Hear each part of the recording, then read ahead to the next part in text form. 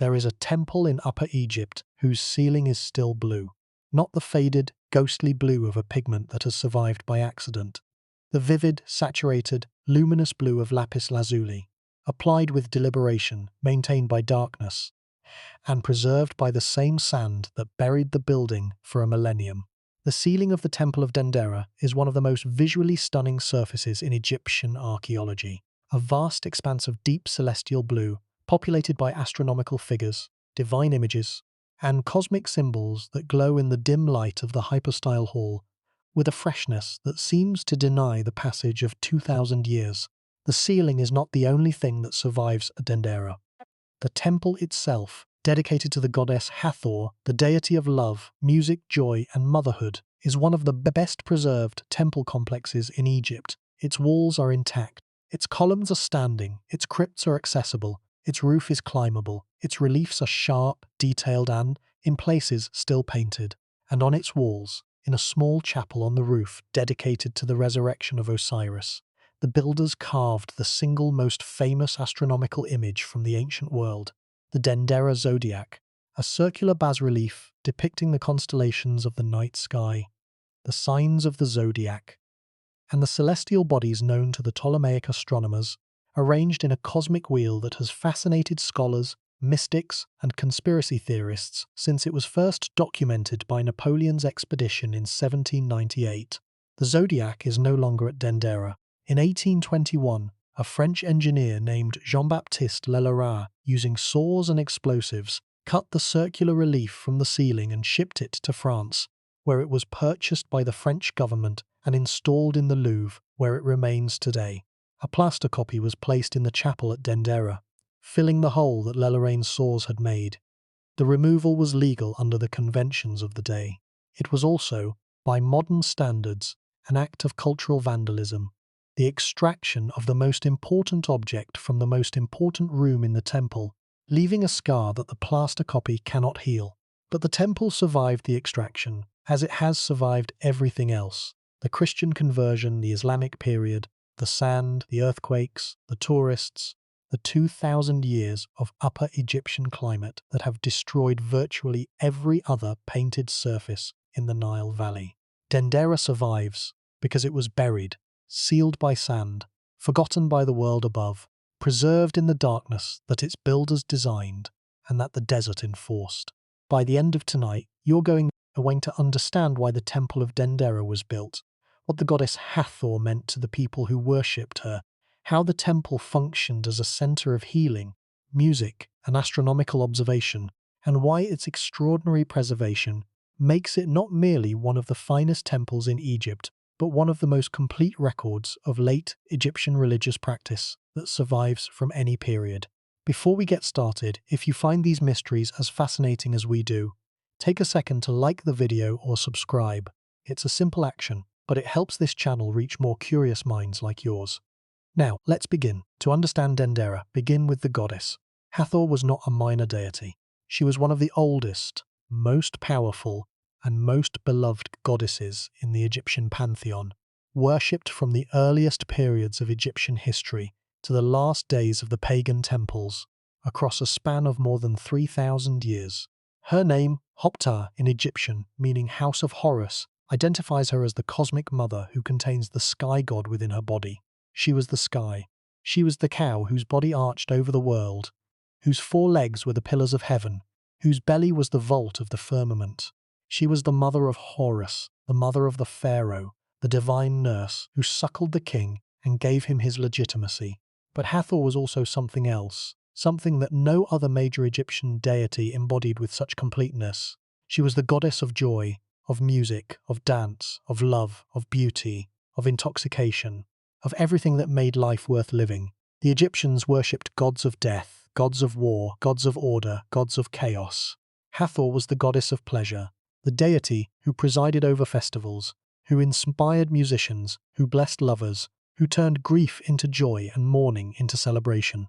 Her cult was not solemn, it was ecstatic. Her festivals were not austere, they were riotous, filled with music, dancing, drinking, and the kind of collective joy that the Egyptian texts describe with a frankness that occasionally startles modern readers. The festival of drunkenness, one of the major festivals in the Hathor calendar, was exactly what it sounds like. The festival commemorated a mythological episode in which Hathor, in her terrifying aspect as the Eye of Ra, was sent to destroy humanity for its rebellion against the sun god. She began the slaughter with such ferocity that the other gods became alarmed. To stop the destruction, they brewed a vast quantity of beer, dyed it red to resemble blood, and poured it across the fields. Hathor, mistaking the beer for blood, drank it, became intoxicated, and forgot her mission of destruction. Humanity was saved by divine intoxication, and the festival that commemorated this salvation was, appropriately, a festival of drinking, a sacred bacchanal in which the worshippers consumed beer and wine in quantities sufficient to replicate the goddess's own divine inebriation. The theological purpose of the festival was not merely celebratory, it was transformative. The consumption of alcohol was understood as a sacramental act, a means of transcending the ordinary world and entering the divine realm of Hathor, where joy was the fundamental condition of existence, and where the boundaries between the human and the divine dissolved in a shared experience of ecstatic communion. The festival was not an excuse to drink. The drinking was the worship. The intoxication was the encounter with the goddess. And the temple at Dendera was the setting, the sacred space in which this encounter took place. The site of Dendera, located roughly 60 kilometers north of Luxor on the west bank of the Nile, had been sacred to Hathor since at least the Old Kingdom. Fragments of construction from the reign of Pepi I, a 6th dynasty pharaoh, roughly 2300 BC, have been found at the site, indicating that a temple stood there more than 4,000 years ago. The site was continuously occupied and rebuilt throughout the pharaonic period, Middle Kingdom, New Kingdom, Late Period, with each generation adding to, modifying, or replacing the structures of its predecessors. The temple that stands today is primarily the work of the Ptolemaic and Roman periods. Construction of the current main temple began around 54 BC under Ptolemy XII Auletes, the father of Cleopatra VII, and continued under Cleopatra herself, who added significant decorative programs to the interior. The outer hypostyle hall, the pronos, was added by the Roman Emperor Tiberius in the 1st century of the Common Era. Additional decorations were added by Augustus, Claudius, Nero, Domitian, and Trajan. The temple was thus a multi-generational project, begun by the last Ptolemaic kings, continued by the first Roman emperors, and completed over a period of roughly 150 years. The temple is large, roughly 80 meters long and 40 meters wide, with a hypostyle hall that covers an area equivalent to 2 tennis courts. The hall is supported by 24 columns, each one topped with a Hathor-headed capital. The cow-eared face of the goddess, reproduced on all 4 sides of each column, creating a forest of 96 divine faces that gaze down at the visitor from every direction. The columns are massive, each one roughly 15 meters tall, and the capitals are among the largest and most elaborate in Egyptian architecture. The effect is overwhelming. The visitor entering the hypostyle hall is surrounded by Hathor, her face on every column, her image on every wall, her presence permeating the space with a density that no other Egyptian temple achieves. The ceiling above the columns is the famous blue ceiling, the astronomical composition that is Dendera's most celebrated visual feature. The ceiling depicts the sky goddess Nut, her body stretched across the heavens, swallowing the sun at dusk and giving birth to it at dawn. The sun, in the form of the solar disk, travels along Nut's body, entering her mouth in the evening, passing through her body during the night, and emerging from her birth canal in the morning. The cycle is repeated 12 times across the ceiling, representing the 12 hours of the night. The background is the deep lapis lazuli blue, a pigment made from ground mineral, applied thickly and preserved by the darkness of the hall for more than 2,000 years. The blue is extraordinary. It is the blue of the night sky, the blue of the deep ocean, the blue of eternity itself, made solid and applied to stone. The mythology of Hathor is more complex and more psychologically rich than the simple description goddess of love Noi might suggest. Hathor embodied a fundamental duality. She was simultaneously the most nurturing and the most destructive of Egyptian goddesses. In her benevolent aspect, she was the divine mother, the patron of music, the inspirer of love, the protector of women and in child. In her terrifying aspect, she was the Eye of Ra, the solar weapon, the instrument of divine punishment, the lioness goddess Sekhmet, who was sent to destroy humanity, and who had to be tricked into stopping by the stratagem of the blood-coloured beer. This duality, the nurturing mother who is also the destroying lioness, is one of the most psychologically sophisticated concepts in Egyptian theology. It reflects an understanding of the divine that does not separate the benevolent from the terrible, that recognizes that the same force that creates life can also destroy it, that the mother who nurtures is also the mother who devours. The Egyptians did not worship a sanitized, harmless goddess of love. They worshipped a goddess who was capable of annihilating humanity, and who chose not to, because she was tricked, because she was intoxicated, because the beer that was poured across the fields was red enough to look like blood, and sweet enough to distract her from her mission of destruction. The Festival of Drunkenness was the annual commemoration of this mythological episode. The festival was celebrated in the first month of the Egyptian year, roughly corresponding to August in the modern calendar, and it lasted for several days. The celebration included the consumption of large quantities of beer and wine, the performance of music and dance, and the recitation of hymns that praised Hathor in her benevolent aspect while acknowledging, and ritually containing, her destructive potential. The festival was not merely a party.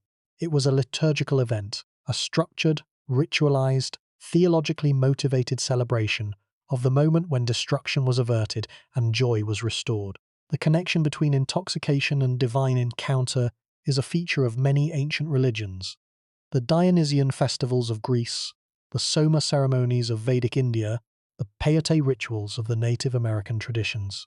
In each case, the altered state of consciousness produced by the consumption of psychoactive substances is understood as a gateway to the divine, a means of transcending the ordinary limitations of human perception and accessing a realm of experience that is normally inaccessible.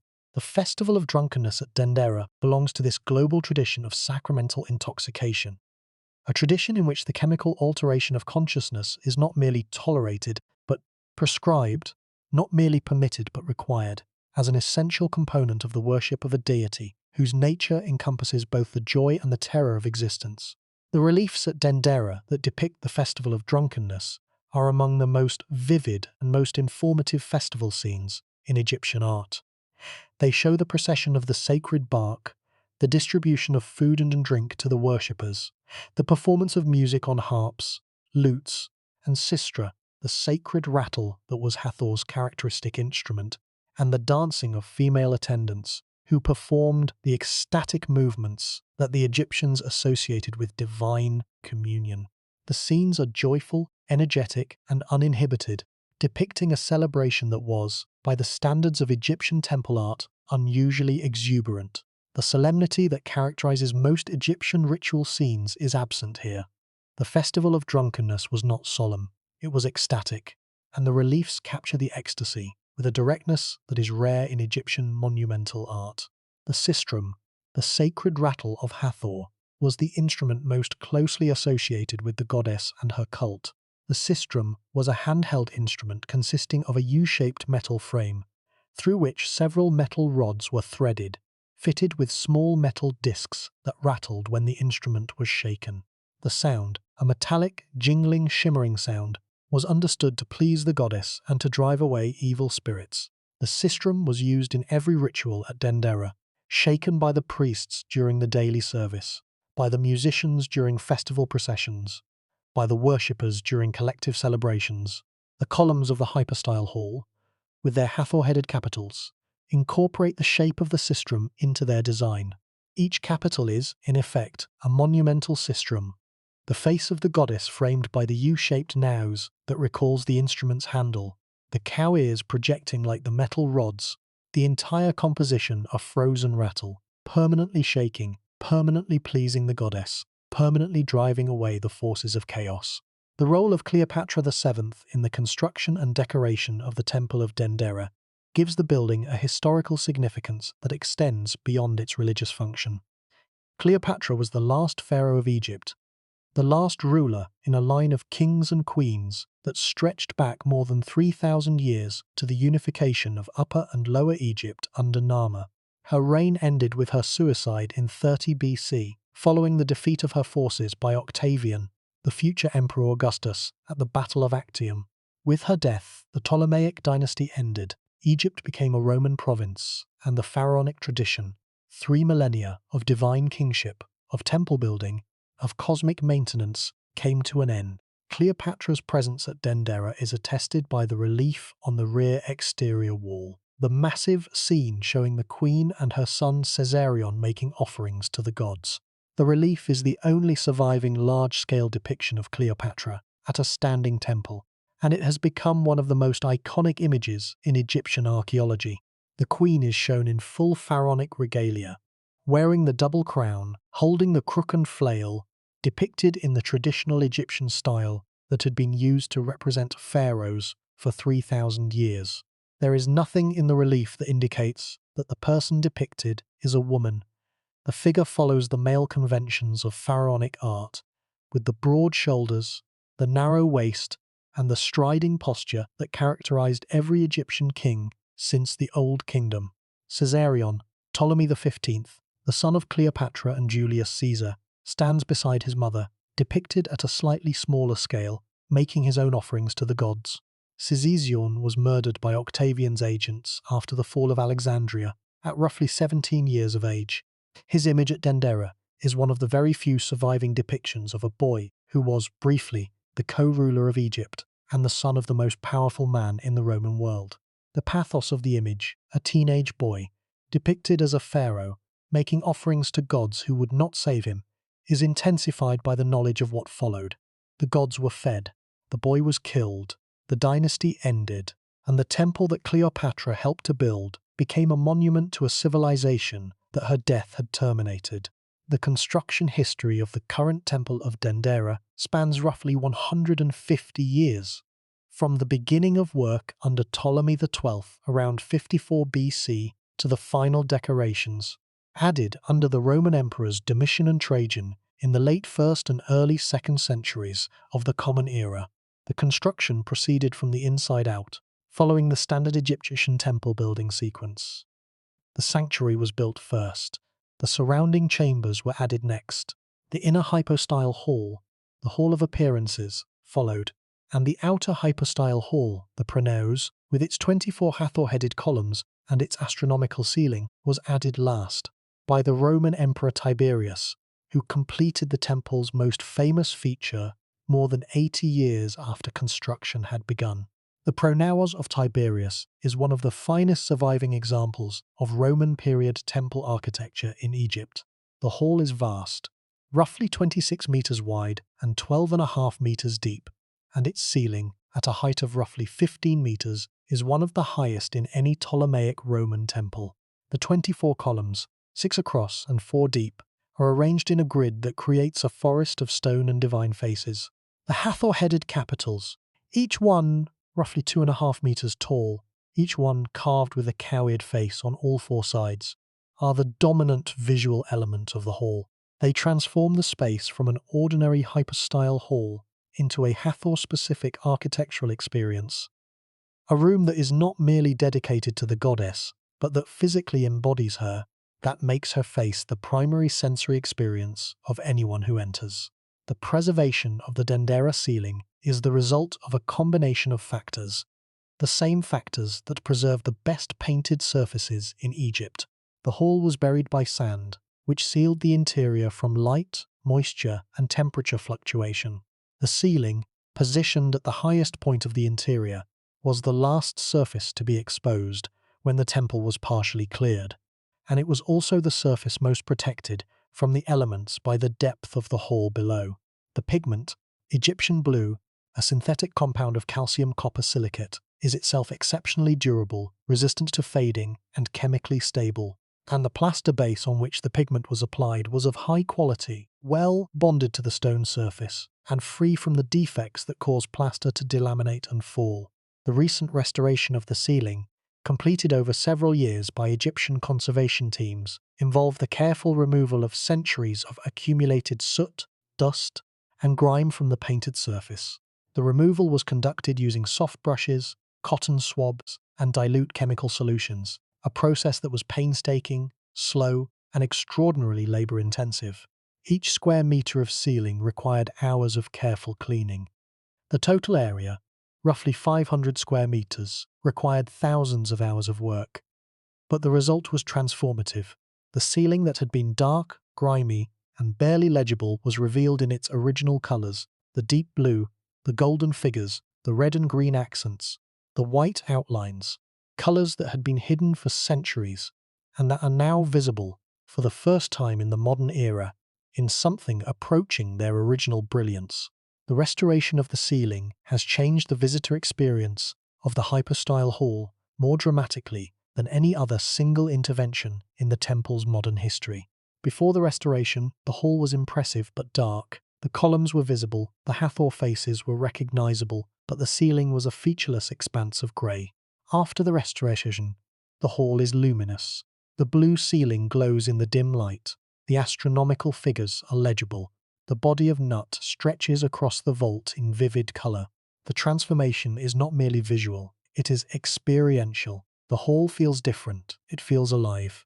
It feels like a building that is, however imperfectly, approaching the condition it was in when the last Ptolemaic priest walked beneath the painted sky and looked up at the stars. The absence of a pylon at Dendera is one of the most discussed architectural features of the temple, and one of the most revealing about the circumstances of its construction. Every major Egyptian temple from the New Kingdom onward was fronted by a pylon, a massive trapezoidal gateway decorated with colossal reliefs that served as the boundary between the profane world outside and the sacred world within. The pylon was the temple's public face, the first thing the visitor saw, the last thing the visitor remembered, the image that defined the temple in the popular imagination. Karnak had its pylons. Luxor had its pylon, Edfu had its pylon, Philae had its pylons. Every major temple had a pylon, Dendera does not. The temple's construction program, which began in the 1st century BC and continued into the 2nd century of the Common Era, was never completed. The main temple, the sanctuary, the hypostyle halls, the crypts, the roof chapels, was finished. But the courtyard that was planned for the front of the temple and the pylon that was intended to mark its entrance were never built. The enclosure wall that surrounds the complex is incomplete. Its stone courses are unfinished in places, its planned gateways are absent or rudimentary. The temple is a masterpiece of interior architecture that lacks its intended exterior. The reasons for the non-completion are uncertain.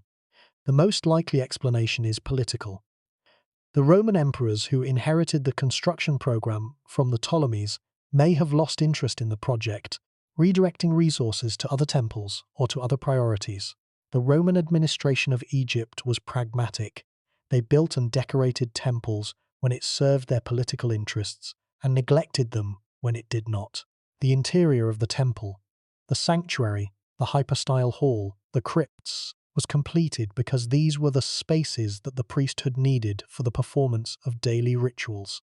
The exterior, the courtyard, and the pylon was not completed because these were prestige features that served political rather than liturgical purposes.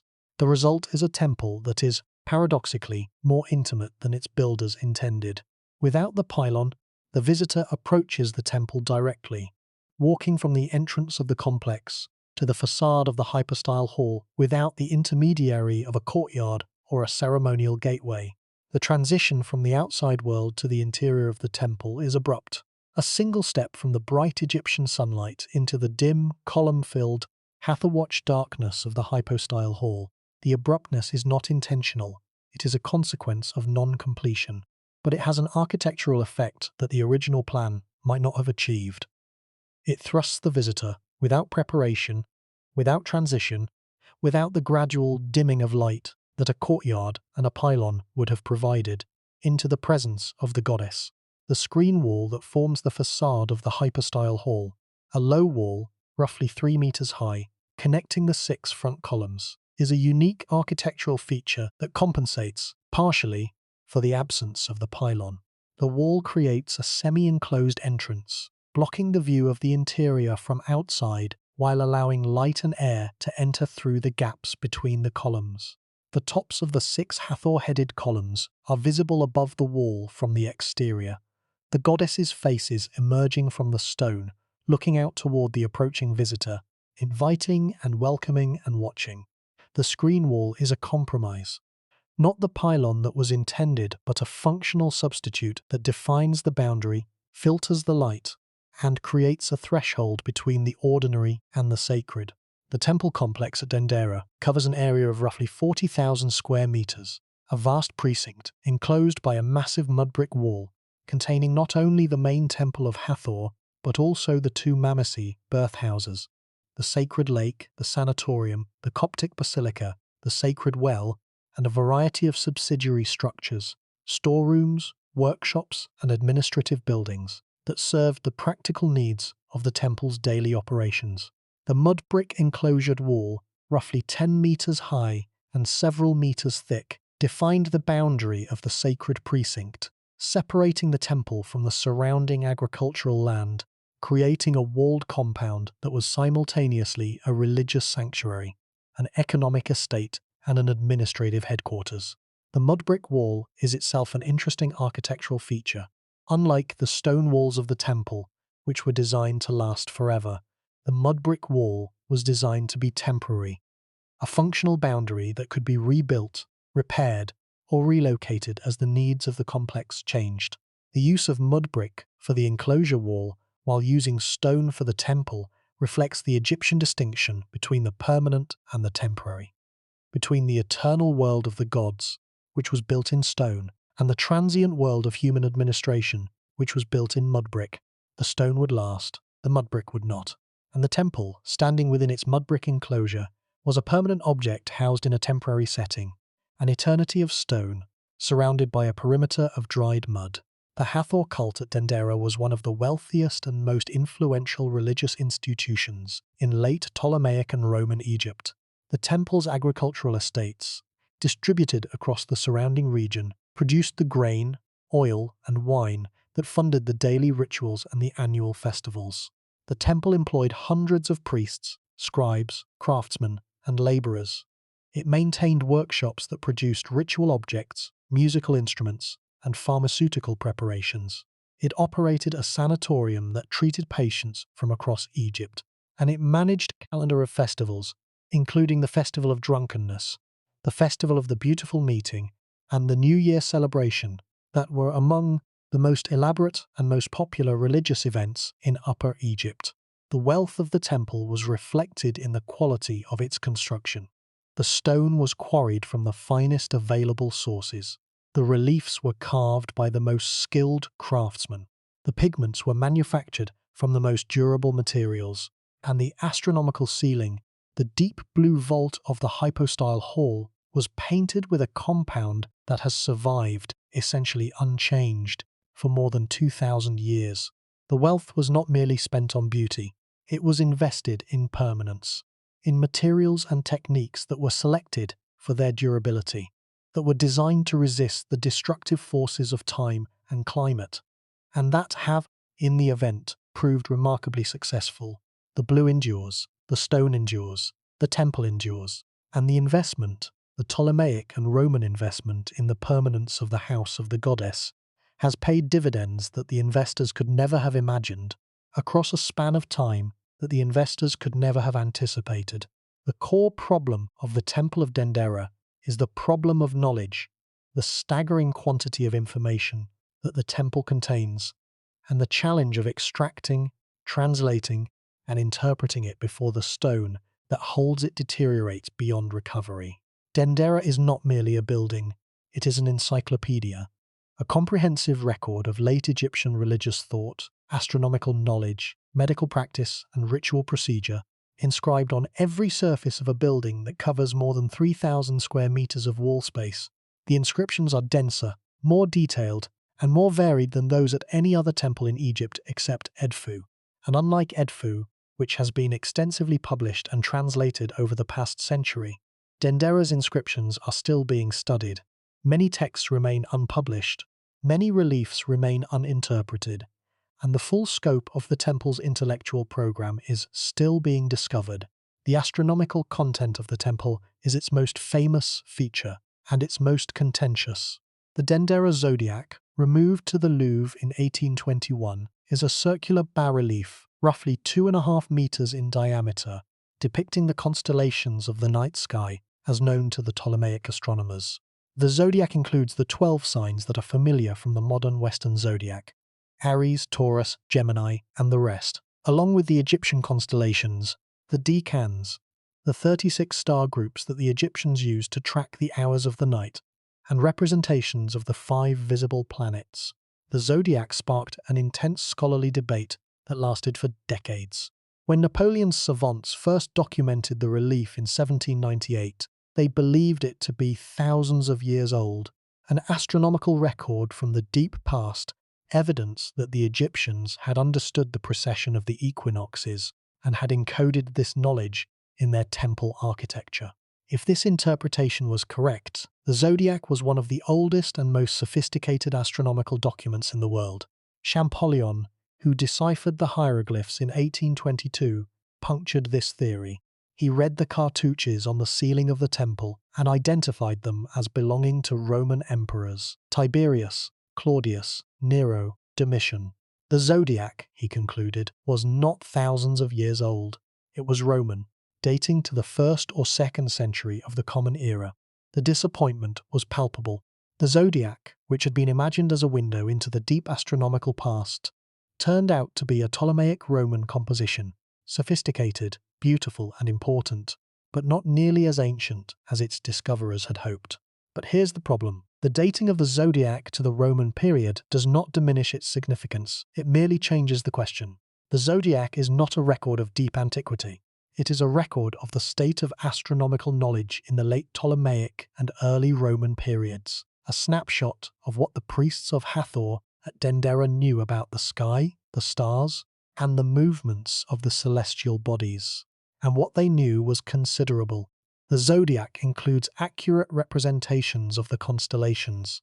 It includes the 5 visible planets in their correct positions relative to the zodiacal signs, and it includes the 36 decans, the Egyptian star groups that constituted the most ancient and most distinctively Egyptian system of celestial observation. The astronomical ceiling of the hypostyle hall, the so-called rectangular zodiac, as opposed to the circular zodiac in the Osiris Chapel, is an even more comprehensive astronomical document. The rectangular composition covers the entire ceiling of the pronaios, stretching across an area of roughly 500 square meters. It depicts the sky goddess Nut, the hours of the day and night, the decans, the zodiacal signs, and a vast array of divine figures that represent the cosmic forces governing the sky. The composition has recently been cleaned and restored, the soot and grime of centuries removed from the surface, revealing the original colors in their full vibrancy. The restoration, sponsored by the Egyptian Supreme Council of Antiquities, was completed over several years and has transformed the visitor's experience of the hypostyle hall. The ceiling, once dark and illegible, now glows with its original colors: the deep blue background, the golden figures, the red and green accents that give the composition its visual richness. And it gets stranger. The crypts beneath the Temple of Dendera, 12 underground chambers, accessible through narrow passages in the temple walls, contain reliefs that have generated more controversy than any other images in Egyptian archaeology. The most famous of these reliefs depicts what appears to be a large, bulb-shaped object supported on a pillar from which a serpentine figure emerges. The image has been interpreted by mainstream Egyptologists as a religious symbol, a representation of the lotus flower from which the primordial serpent emerged at the moment of creation. But it has been interpreted by alternative theorists as a depiction of an ancient electric light, a device that would explain how the Egyptians illuminated the dark interiors of their temples without torches or oil lamps. The Dendera light theory is not accepted by mainstream scholarship. The evidence does not support it. There are no traces of electrical wiring, no residues of filaments, no archaeological evidence of any kind to suggest that the Egyptians possessed electrical technology. The bulb-shaped object is consistent with the lotus flower and serpent motif that appears in other Egyptian religious art, and the crypts, which are small, cramped, and difficult to access, would be a peculiar location for a demonstration of advanced technology. The theory persists in popular culture because the image is visually suggestive. It does look like a light bulb, if you want to see a light bulb. But resemblance is not evidence, and the theory, while entertaining, tells us more about the modern desire for ancient mysteries than it does about the ancient Egyptians. But here's what makes this truly terrifying. Not the fringe theories, but the mainstream reality. The crypts at Dendera are among the very few surviving Egyptian temple crypts that are accessible, decorated, and reasonably well preserved. Most Egyptian temples had crypts, underground chambers used for the storage of sacred objects, the preparation of ritual materials, and the performance of secret ceremonies. But most of these crypts have been destroyed, collapsed, or rendered inaccessible by the deterioration of the buildings above them. At Dendera, the crypts survive because the building above them survives, and the crypts contain reliefs and inscriptions that provide unique information about the secret rituals that were performed in the most hidden spaces of the Egyptian temple. Rituals that are not described anywhere else, that are not depicted on the accessible walls of any other temple, and that would be entirely unknown to us if the Dendera crypts had not survived. The crypts at Dendera are among the most architecturally and theologically significant features of the temple, and among the least understood. 12 underground chambers, distributed beneath and within the thickness of the temple's walls, served as secure storage spaces for the most sacred objects in the temple's collection. Golden statues, ritual implements, sacred vessels, and the regalia used in the most important ceremonies. The crypts were accessed through concealed doorways, panels of stone that could be opened by removing a single block, revealing narrow passages that led downward into small, richly decorated chambers. The decoration of the crypts is dense and detailed, every surface covered with reliefs and inscriptions that describe the objects stored within, the rituals performed with those objects, and the theological significance of the storage itself. The storage was not merely practical, it was liturgical. The placement of sacred objects in underground chambers was understood as a reenactment of the burial of Osiris, the god whose body was hidden in the earth, whose burial place was the source of all resurrection, whose death was the precondition for all life.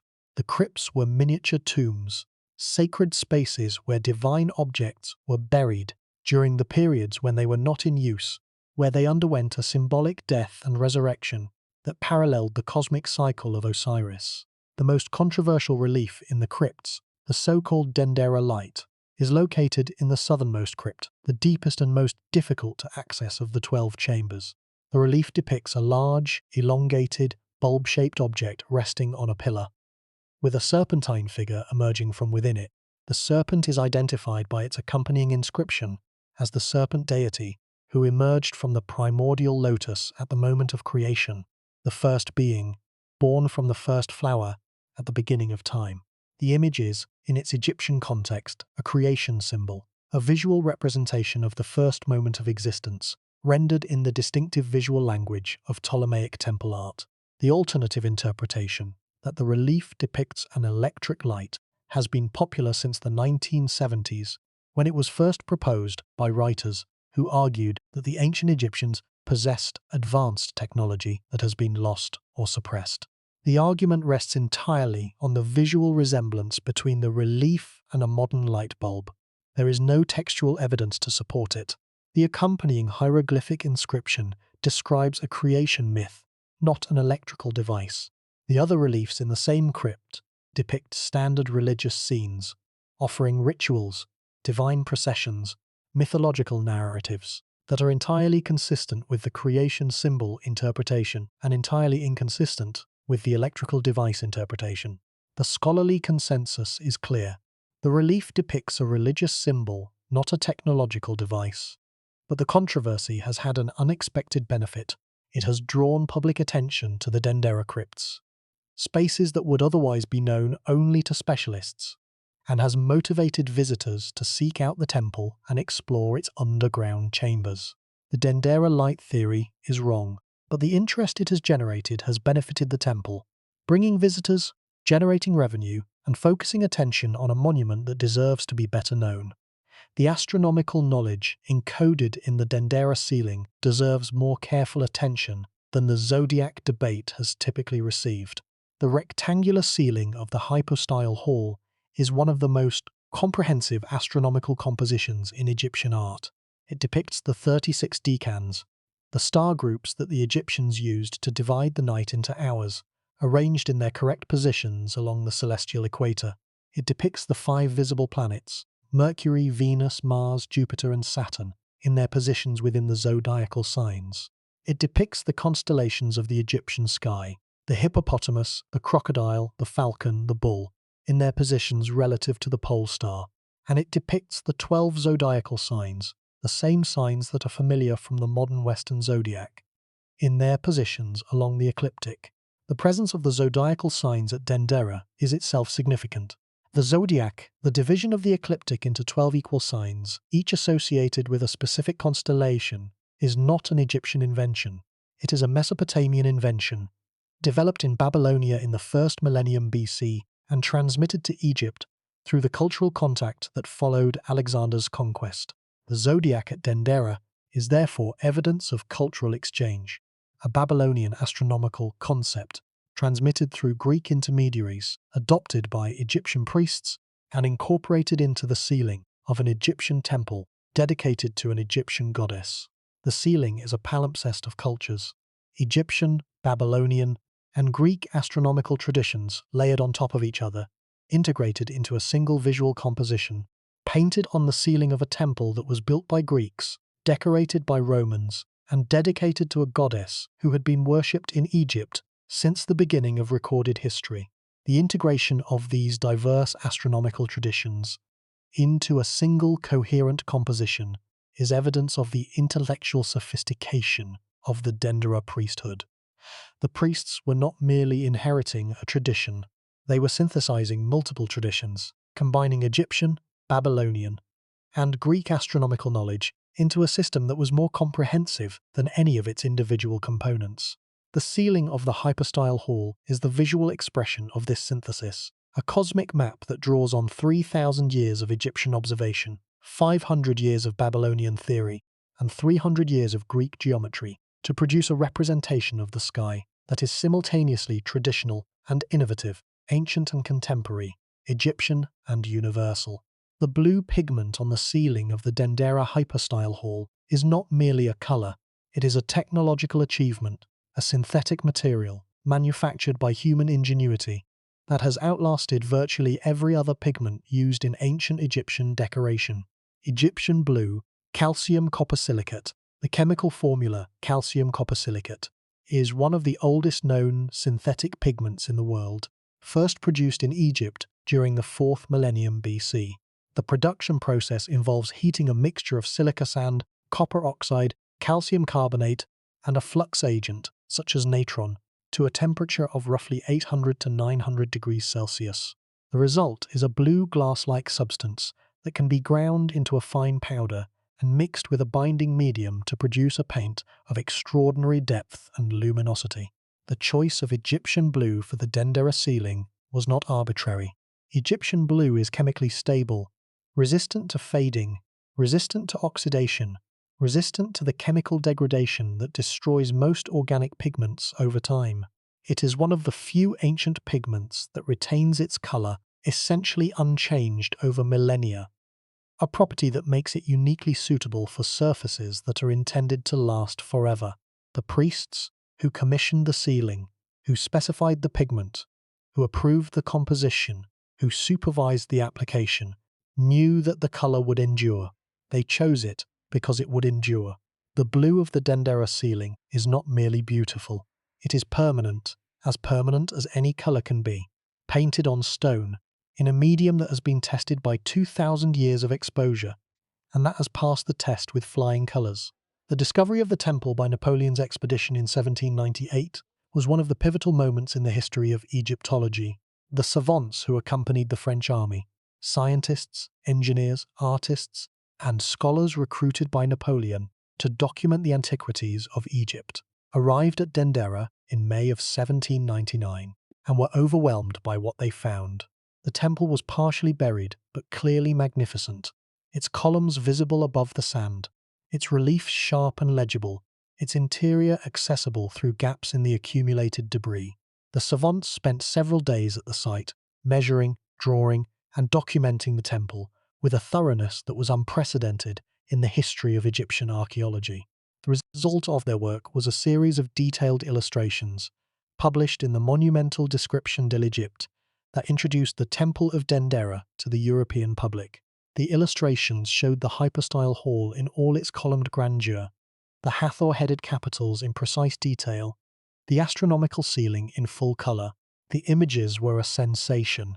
They demonstrated that Egyptian architecture was not merely old and impressive, but beautiful and sophisticated, worthy of comparison with the finest products of Greek and Roman civilization. The Dendera illustrations helped to launch the Egyptomania that swept Europe in the early 19th century. The fascination with ancient Egypt that produced everything from Egyptian-themed furniture to Egyptian revival architecture to the foundation of Egyptology as a scholarly discipline. The zodiac controversy that followed the publication of the Description de l'Egypte was one of the great intellectual debates of the early 19th century. The circular zodiac on the ceiling of the Osiris Chapel, with its depictions of the zodiacal signs, the planets, and the Egyptian constellations, was initially interpreted as evidence of an astronomical tradition of immense antiquity. If the zodiac recorded actual celestial positions at a specific date, then the date could be calculated from the positions of the planets. And the date, according to some calculations, was thousands of years earlier than the conventional chronology of Egyptian history allowed. The debate pitted the proponents of deep antiquity against the defenders of biblical chronology, a controversy that went to the heart of early 19th century intellectual life. The resolution came with Champollion's decipherment of the hieroglyphs, which showed that the names inscribed on the temple were those of Roman emperors, not of ancient pharaohs. The zodiac was Roman in date, Ptolemaic in style, and Egyptian in content, a cultural hybrid that reflected the multicultural world of the late ancient Mediterranean, rather than the deep astronomical past that its discoverers had imagined. But the zodiacs dating to the Roman period did not diminish its importance. The circular zodiac at Dendera remains the most complete surviving representation of the night sky from the ancient world, a comprehensive celestial map that combines Egyptian, Babylonian, and Greek astronomical traditions in a single, coherent, visually stunning composition. The zodiac is a masterpiece of astronomical art, a work that demonstrates the capacity of the late Egyptian priesthood to synthesize diverse intellectual traditions into a unified system of cosmic representation. The removal of the zodiac to France in 1821 was conducted by Jean-Baptiste de Lara, a French antiquarian who obtained permission from the Egyptian authorities to detach the relief from the ceiling. The operation required the use of saws, chisels, and small explosive charges to cut through the stone ceiling surrounding the relief. The work took several weeks and caused significant damage to the surrounding decoration, damage that is still visible in the Osiris Chapel today. The relief was shipped to France, where it was purchased by King Louis XVIII for 150,000 francs and installed in the Louvre, where it has remained ever since. The removal was legal under the conventions of the era. Foreign nationals routinely removed antiquities from Egypt with the permission of the Ottoman authorities who governed the country. But the removal has been controversial ever since, and the zodiac has been the subject of periodic requests for repatriation by the Egyptian government. A plaster copy was installed in the ceiling of the Osiris Chapel at Dendera, filling the hole that Lelarain's saws had made. The copy is adequate. It reproduces the visual appearance of the original with reasonable fidelity. But it is not the original, and the chapel, with its plaster copy where the original once hung, is a monument to the complicated relationship between European scholarship and Egyptian heritage, a relationship that has produced both extraordinary knowledge and extraordinary loss. Walk through the Temple of Dendera, from front to back, from light to darkness, from the public spaces to the private, from the world of the living to the world of the gods. Begin at the facade. The Temple of Dendera has no pylon, no massive trapezoidal gateway of the kind that marks the entrance to Karnak, Edfu, and Philae. Instead, the facade of the hypostyle hall serves as the entrance, a low screen wall roughly 60 meters wide and 20 meters high. with 6 Hathor-headed columns rising above it, their capitals visible from outside, their cow-eared faces gazing outward toward the approaching visitor. The absence of a pylon is not an architectural deficiency. It is the result of an unfinished building program. The courtyard and the pylon that were planned for the front of the temple were never built.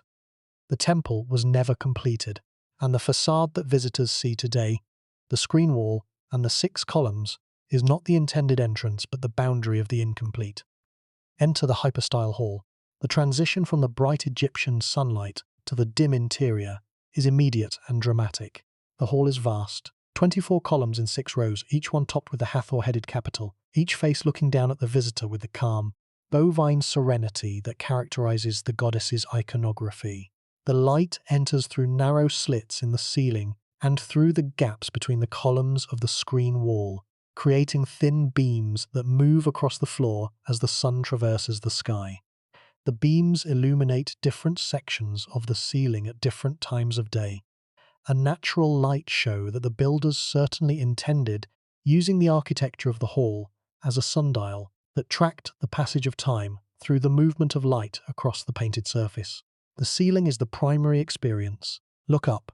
The deep blue of the astronomical composition fills the space above. The body of Nut stretched across the vault, the hours of the night marked by divine figures, the zodiacal signs arranged in their celestial positions, the whole cosmos depicted in pigment on stone, glowing in the dim light, with a luminosity that seems almost supernatural. The blue is not paint in the ordinary sense. It is a mineral preparation. Ground Egyptian blue, calcium copper silicate, mixed with a binding medium, applied thickly to a prepared plaster surface, and sealed by the darkness that has protected it from fading for more than 2,000 years. The blue has been cleaned by modern conservators, but even before cleaning, it was recognizably blue, a color that has survived the destruction of virtually every other painted surface in Upper Egypt. Beyond the hypostyle hall lies the Hall of Appearances, a smaller, darker room with 6 columns, where the goddess statue was prepared for public display during festivals. The walls are decorated with scenes showing the priests performing the rituals of preparation, washing the statue, dressing it, anointing it, adorning it with jewelry and crowns. The scenes are prescriptive.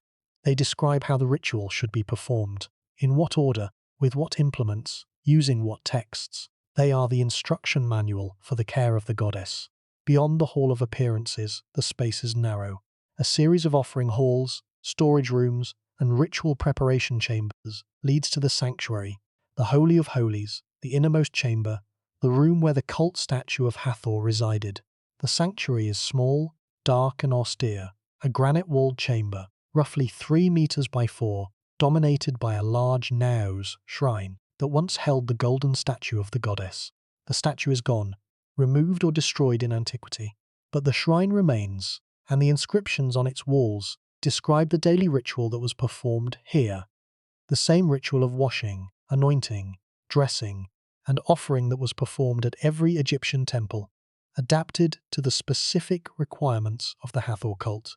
The roof of the temple is accessible, a feature that distinguishes Dendera from most other Egyptian temples, and that connects to one of the most important rituals in the Hathor calendar. 2 staircases lead from the interior of the temple to the roof, one straight, one spiral.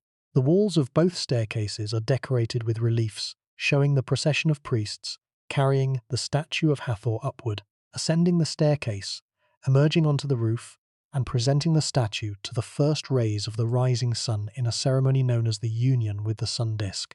The union with the sun disk was the New Year ritual, the annual ceremony in which the cult statue of Hathor was carried from the darkness of the sanctuary to the light of the roof, exposed to the sun and recharged with divine energy. The ceremony was understood as a renewal, a regeneration of the goddess's power through her contact with the solar disk, a cosmic recharging that prepared the statue for another year of service. The procession from the sanctuary to the roof, from darkness to light, from the underworld to the sky, was a reenactment of the daily journey of the sun itself, a microcosmic reproduction of the cosmic cycle that the temple was designed to maintain. On the roof, 2 small chapels are dedicated to the mythology of Osiris, The death and resurrection of the god, the mourning of Isis, the magical conception of Horus. It was in one of these rooftop chapels that the Dendera zodiac was originally located, on the ceiling of the Osiris chapel, looking down at the place where the rituals of resurrection were performed. The zodiac's position on the roof was significant. It placed the astronomical composition at the highest point of the temple, closest to the sky it depicted, connecting the chapel's resurrection rituals to the cosmic cycle of the stars. The exterior of the temple contains one of the most historically significant reliefs at Dendera, the depiction of Cleopatra VII and her son Caesarion, carved on the rear wall of the building. The relief shows Cleopatra in full pharaonic regalia, making offerings to the gods alongside her son, the child she bore to Julius Caesar, the last Ptolemaic ruler, the boy who was murdered by Augustus's agents after the fall of Alexandria. The relief is the only large-scale depiction of Cleopatra at a temple that is still standing, the most famous woman in the ancient world, represented in the most traditional Egyptian style, on the wall of a temple that she helped to build and that she would never see completed. The New Year ceremony, the union with the sun disk, was the most important ritual in the Dendera calendar, and the staircase reliefs that document it are among the most detailed liturgical records in Egyptian temple art. The ceremony took place on the first day of the Egyptian New Year, the day when the star Sirius, the brightest star in the sky, rose above the eastern horizon just before dawn after a period of invisibility. This heliacal rising of Sirius, which occurred roughly in mid-July in the modern calendar, marked the beginning of the Nile flood season and was the most important astronomical event in the Egyptian year. On the morning of the New Year, the cult statue of Hathor was removed from its shrine in the sanctuary, placed on a portable bark, and carried by a procession of priests up the staircase to the roof. The procession moved slowly, the staircase was narrow, the bark was heavy, and the ritual required precise choreography. The priests chanted hymns as they ascended. The texts are inscribed on the staircase walls, visible to the modern visitor, still legible, still describing a procession that was performed annually for centuries. The reliefs on the staircase walls show the procession in extraordinary detail. Each priest is depicted individually, identified by his costume, his position in the procession, and his specific liturgical function. Some carry the bark, others carry ritual objects, sistra, censers, offerings of food and drink. Others carry sacred standards, emblems of the gods that accompanied the procession and that were believed to provide divine protection for the goddess during her journey from darkness to light. The ascent to the roof was the central metaphor of the ceremony, a physical journey that embodied a theological idea. The goddess was moving from the underworld, the dark sanctuary, to the heavens, the open roof. The journey replicated the nightly journey of the sun, from west to east, from darkness to light, from death to rebirth. And the arrival on the roof, the moment when the statue was exposed to the first rays of the rising sun, was the moment of divine renewal, the instant when the goddess's power was regenerated by her contact with the solar disk.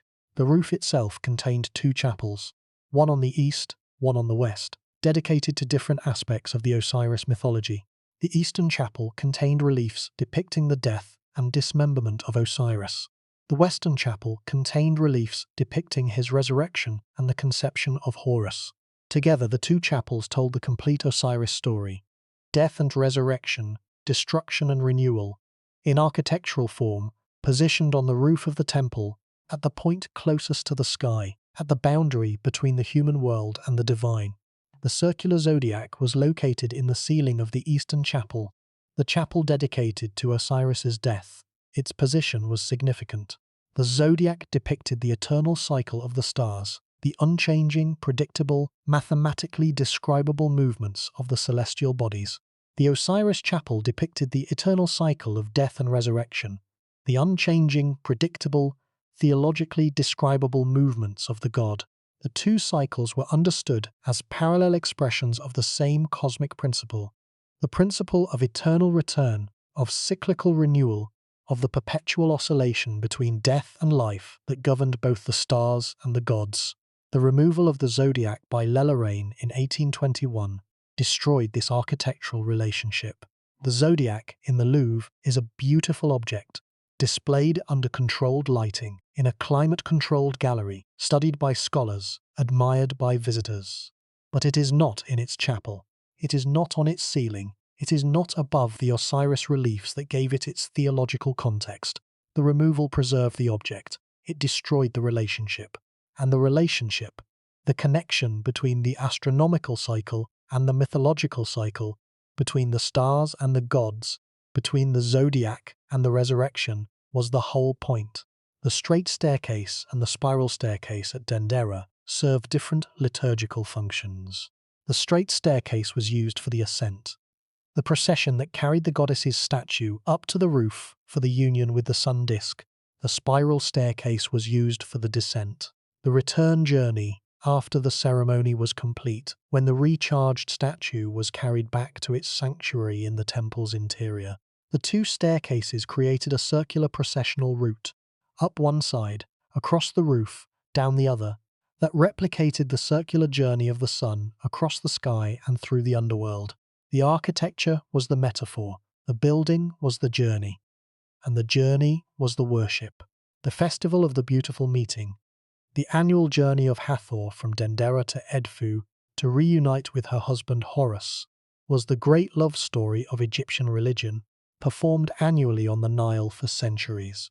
The festival began at Dendera with the preparation of the goddess's statue, the washing, the anointing, the dressing, the adorning with jewelry and crowns that transformed the golden figure from a static object into a living presence.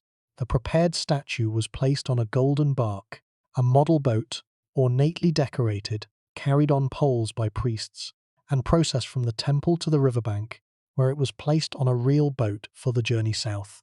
The river journey from Dendera to Edfu, a distance of roughly 165 kilometers, took several days. The flotilla that accompanied the goddess included priestly vessels, military escort boats, and boats carrying musicians, dancers, and supplies for the celebrations that would take place at each stop along the route. The towns and villages along the riverbank turned out to watch the procession, lining the banks, waving, singing, offering food and drink to the passing flotilla. The journey was a moving festival, a celebration that flowed with the current, gathering momentum and participants as it progressed southward toward Edfu. At Edfu, the arrival of Hathor was greeted with elaborate ceremony. The statue of Horus, the falcon god, the divine husband, was brought from the Temple of Edfu to the riverbank to receive his wife. The two statues were placed together on a single bark and carried in procession to the temple, where they were installed in the sanctuary, side by side, husband and wife, falcon and cow, reunited for 14 days of celebration. The 14 days of the festival included rituals, processions, music, dancing, feasting, and dramatic performances that reenacted the mythology of the divine couple. The sacred marriage of Hathor and Horus was the theological centerpiece, a ritual in which the two statues were brought together in the sanctuary, the doors were closed, and the priests performed the rituals of divine union that were understood to renew the creative power of the cosmos. The sacred marriage was not merely symbolic, it was functional, a cosmic mechanism that regenerated the divine energy that sustained the world, that ensured the fertility of the land, the health of the people, and the stability of the cosmic order. The journey back to Dendera, after the 14 days of celebration, was a return journey that was both literal and theological. The goddess was returning to her home. She was also returning from the divine realm to the human one, from the ecstatic union with her husband to the daily routine of the temple, from the extraordinary intensity of the festival to the ordinary discipline of the daily ritual. The return was a descent, from the heights of divine encounter to the level of mundane maintenance. And the priests who accompanied the goddess, who had witnessed the divine union, who had participated in the most sacred rituals of the Egyptian calendar, would return to their routine with the knowledge that the cosmos had been renewed, that the creative power of the divine couple had been regenerated, and that the world would continue for another year. The reliefs that depict the festival of the beautiful meeting are distributed across both temples, Dendera and Edfu. At Dendera, the departure scenes show the preparation of the statue, the loading of the bark, and the beginning of the journey. At Edfu, the arrival scenes show the reception of the goddess, the divine marriage, and the celebration. The two sets of reliefs are complementary, designed to be read together across two temples, 165 kilometers apart, as a single narrative that spans the Nile Valley, and that connects the two most important Hathor cult centers in Egypt. The connection between Dendera and Edfu, between the Temple of Hathor and the Temple of Horus, between the wife and the husband, between the departure and the arrival, is one of the most significant liturgical connections in Egyptian religion. It demonstrates that the Egyptian temple system was not a collection of isolated buildings. It was a network, a system of interconnected institutions, linked by processional routes, shared by traveling deities, and coordinated through a calendar that synchronized the activities of temples, separated by hundreds of kilometers. The network was held together by the Nile, the river that was the highway of the gods, the road on which the divine barks traveled, the medium through which the temples communicated, and through which the divine energy of the cosmos was circulated. The Festival of the Beautiful Meeting was the most dramatic expression of this circulation. A 14-day event that linked two temples, two priesthoods, two communities, and two gods in a shared celebration of divine love. The festival was not merely a local event. It was a national event, a demonstration that the cosmic order was intact, that the gods were united, that the creative power of the divine couple was renewed, and that Egypt, sustained by the love of its gods, would endure for another year. The love story endures, not in performance but in stone. The reliefs at Dendera still show the departure. The reliefs at Edfu still show the arrival. The river still flows between them. And the distance, 165 kilometers of Nile Valley, of green cultivation, of desert margin, of towns and villages and temple ruins, is still the distance that the goddess travelled every year for centuries to see her husband. The love was divine, the journey was real, and the temples that recorded it, standing at either end of a 165-kilometer processional route, their walls still bearing the images of the departure and the arrival, the preparation and the celebration, the sacred bark and the sacred marriage, are the most eloquent monuments to love that the ancient world has left us. The Christian conversion of the Temple of Dendera followed the pattern established at other Egyptian temples. The defacement of divine faces, the carving of Coptic crosses into the pharaonic walls, the conversion of interior spaces for Christian worship. But at Dendera, the conversion had an additional dimension that is unique to this temple. The Christians who occupied Dendera did not merely deface the Hathor reliefs.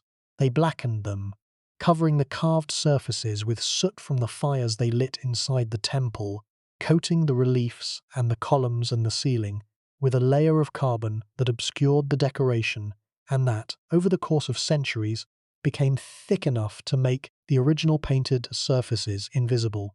The soot was a paradox. It was a form of vandalism, the deliberate obscuring of pagan imagery by a community that considered the imagery dangerous and idolatrous. But it was also, inadvertently, a form of preservation. The carbon layer that the Christians deposited on the surfaces served as a protective coating, sealing the underlying paint from light, air, and moisture, preventing the chemical degradation that would have destroyed the pigments if they had been left exposed. The soot that was meant to destroy the art ended up preserving it. The Christians who wanted to erase Hathor ended up saving her. This is the recurring paradox of Egyptian temple preservation, the paradox that destruction and preservation are often the same act, that the forces that damage also protect, that the sand that buries also seals, that the soot that blackens also shields. The Temple of Dendera has been preserved by the very forces that were supposed to destroy it. The sand buried it, the soot coated it, the neglect that followed the Christian conversion sealed it, and the combination, burial, coating, and neglect, created the conditions for the extraordinary preservation that modern visitors now enjoy. The removal of the soot by modern conservation teams, the careful, painstaking, layer-by-layer cleaning that has revealed the original colours of the ceiling and the walls, is an act of calculated risk. The soot protected the paint. The removal of the soot exposes the paint, and the exposed paint, now in contact with the modern atmosphere, With its humidity, its temperature fluctuations, its chemical pollutants, its tourist-generated moisture, is vulnerable to the same forces of degradation that the soot had protected it from. The cleaning reveals. The cleaning also endangers, and the conservators who perform the cleaning must balance the desire to see the original colours against the knowledge that the revealed colours are less protected than they were when they were hidden. The balance is delicate. The conservators at Dendera have adopted a cautious approach, cleaning selected areas while leaving others untouched, revealing enough of the original decoration to demonstrate its quality, while preserving enough of the soot layer to protect the most vulnerable surfaces. The result is a temple that is partially revealed and partially concealed, a building in which some surfaces glow with their original colours, while others remain dark, waiting for a future generation of conservators to decide whether the benefits of revelation outweigh the risks of exposure. The Hathor-headed columns of the hypostyle hall are the architectural signature of Dendera, the feature that distinguishes this temple from every other building in Egypt. The Hathor capital is a uniquely Egyptian invention, a column capital carved in the form of the goddess's face with the cow ears, the curled wig, and the now-shaped frame that identifies Hathor in Egyptian iconography. The capital is not merely decorative. It is architectural theology, a structural element that carries divine significance, that transforms the column from a mere support into a divine presence, that makes the building not merely a house for the goddess, but a forest of the goddess, a stone grove of divine faces, each one gazing down at the worshipper with the same calm, bovine serenity.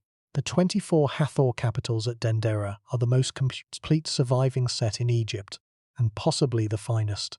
Each capital is roughly 2.5 meters tall and carved with exceptional precision. The faces are identical in their proportions, but subtly varied in their detail. No two are exactly alike, reflecting the hand-carving technique that produced them. The cow ears project horizontally from either side of the face, creating a horizontal accent that echoes the horizontal strata of the temple's exterior walls. The naos frame, the architectural device that surrounds the face on all 4 sides, incorporates the shape of the sistrum handle, creating a visual pun that identifies the capital simultaneously as a face, a column, and a musical instrument. The experience of being surrounded by these faces, of standing in a hall where 96 Hathor faces gaze down from every column, from every direction, from every angle, is one of the most distinctive architectural experiences in the ancient world. The faces are calm, they are serene, they are utterly, completely, divinely present. They do not move, they do not blink, they do not look away. They simply gaze, downward, outward, with an expression that combines maternal tenderness with cosmic authority, with the gentle, unwavering, infinitely patient attention of a goddess who has been watching her worshippers for 2,000 years and who shows no sign of looking away. The modern conservation program at Dendera has included the restoration of several column capitals that had been damaged by the Christian defacement and by subsequent weathering. The restoration involved the consolidation of fractured stone, the reattachment of fallen fragments, and the application of protective coatings to prevent further deterioration. The restored capitals are distinguishable from the originals by subtle differences in colour and texture, a convention that allows scholars and attentive visitors to tell the original from the restored. But at a distance, from the floor of the hypostyle hall, looking up at the capitals 15 meters above, the originals and the restorations are indistinguishable.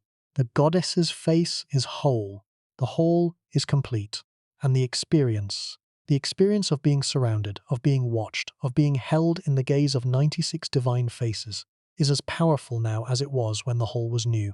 The numbers are striking. 24 columns, 4 faces per column, 96 faces in total, each face roughly 1/2 meter wide and 3/4 of a meter tall, each face carved from the same warm sandstone, each face depicting the same goddess, in the same pose, with the same expression, from the same angle. The repetition is the point.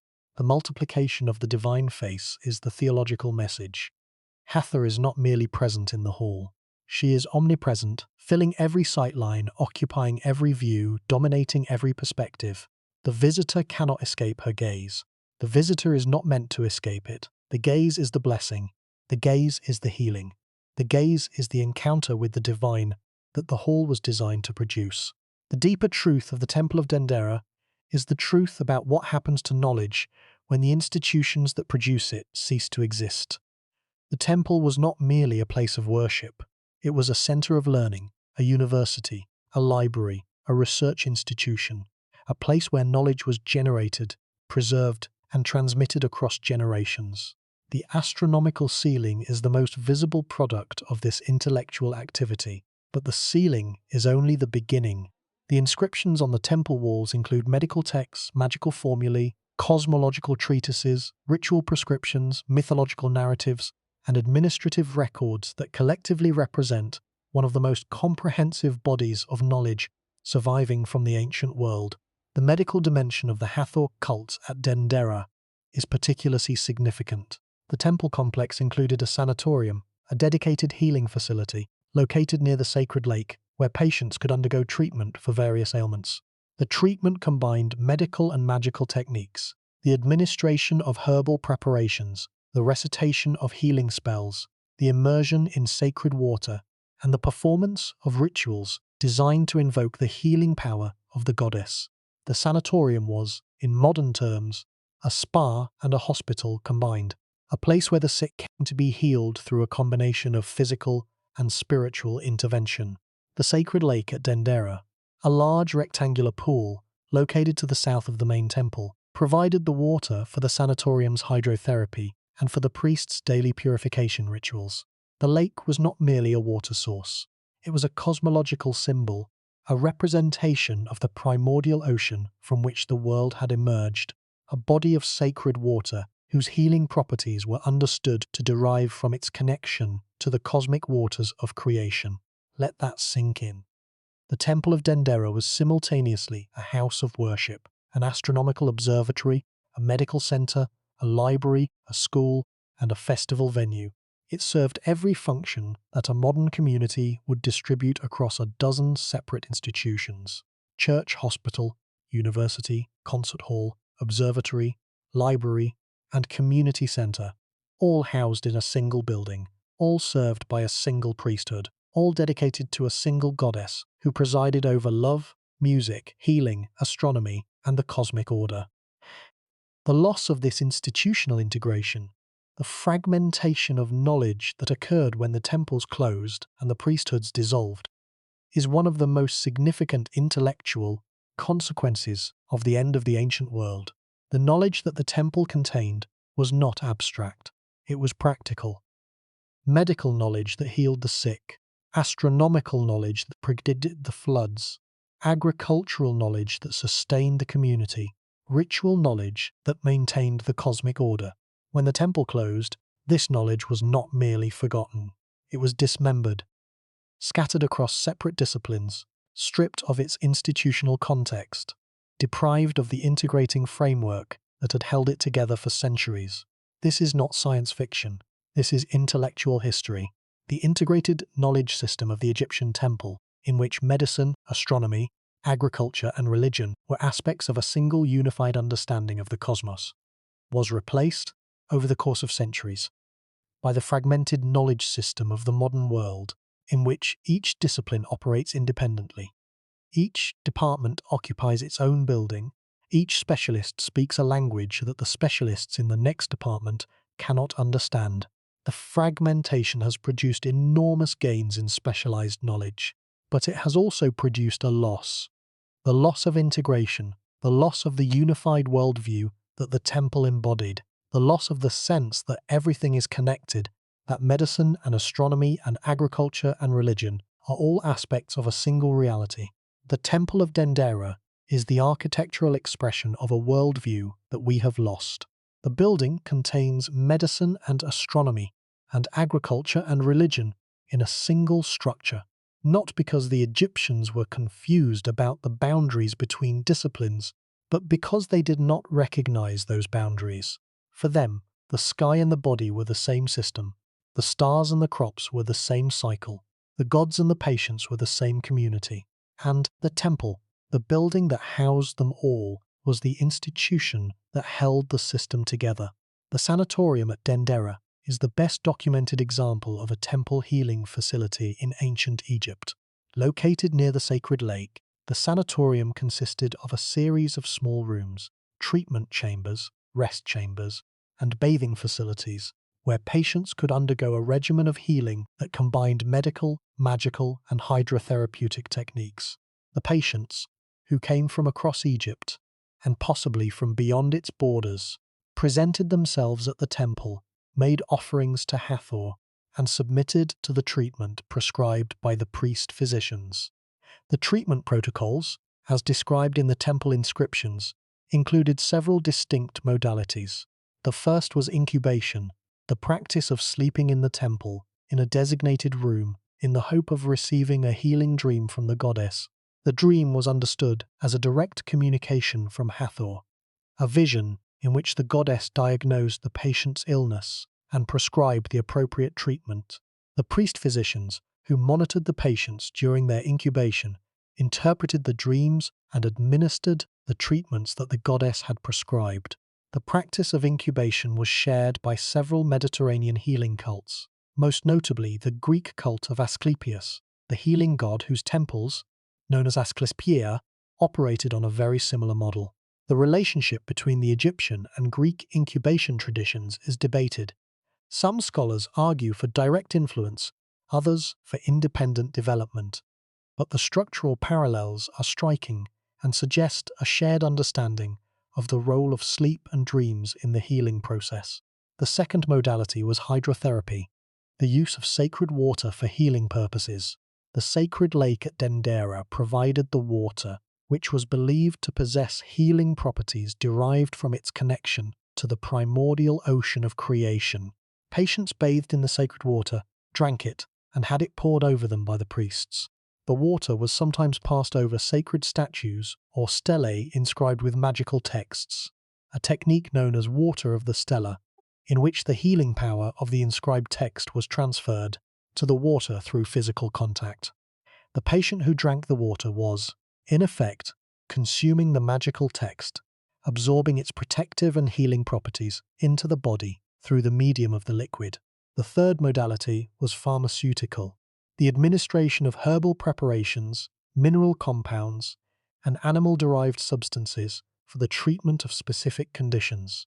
The temple inscriptions include recipes for pharmaceutical preparations, including some that use ingredients that are still recognized by modern pharmacology as having therapeutic properties. The use of honey as a wound dressing, for example, is prescribed in several Egyptian medical texts and has been validated by modern medical research as an effective antimicrobial agent. The use of acacia gum as a contraceptive, another Egyptian medical prescription, has been shown to have spermicidal properties.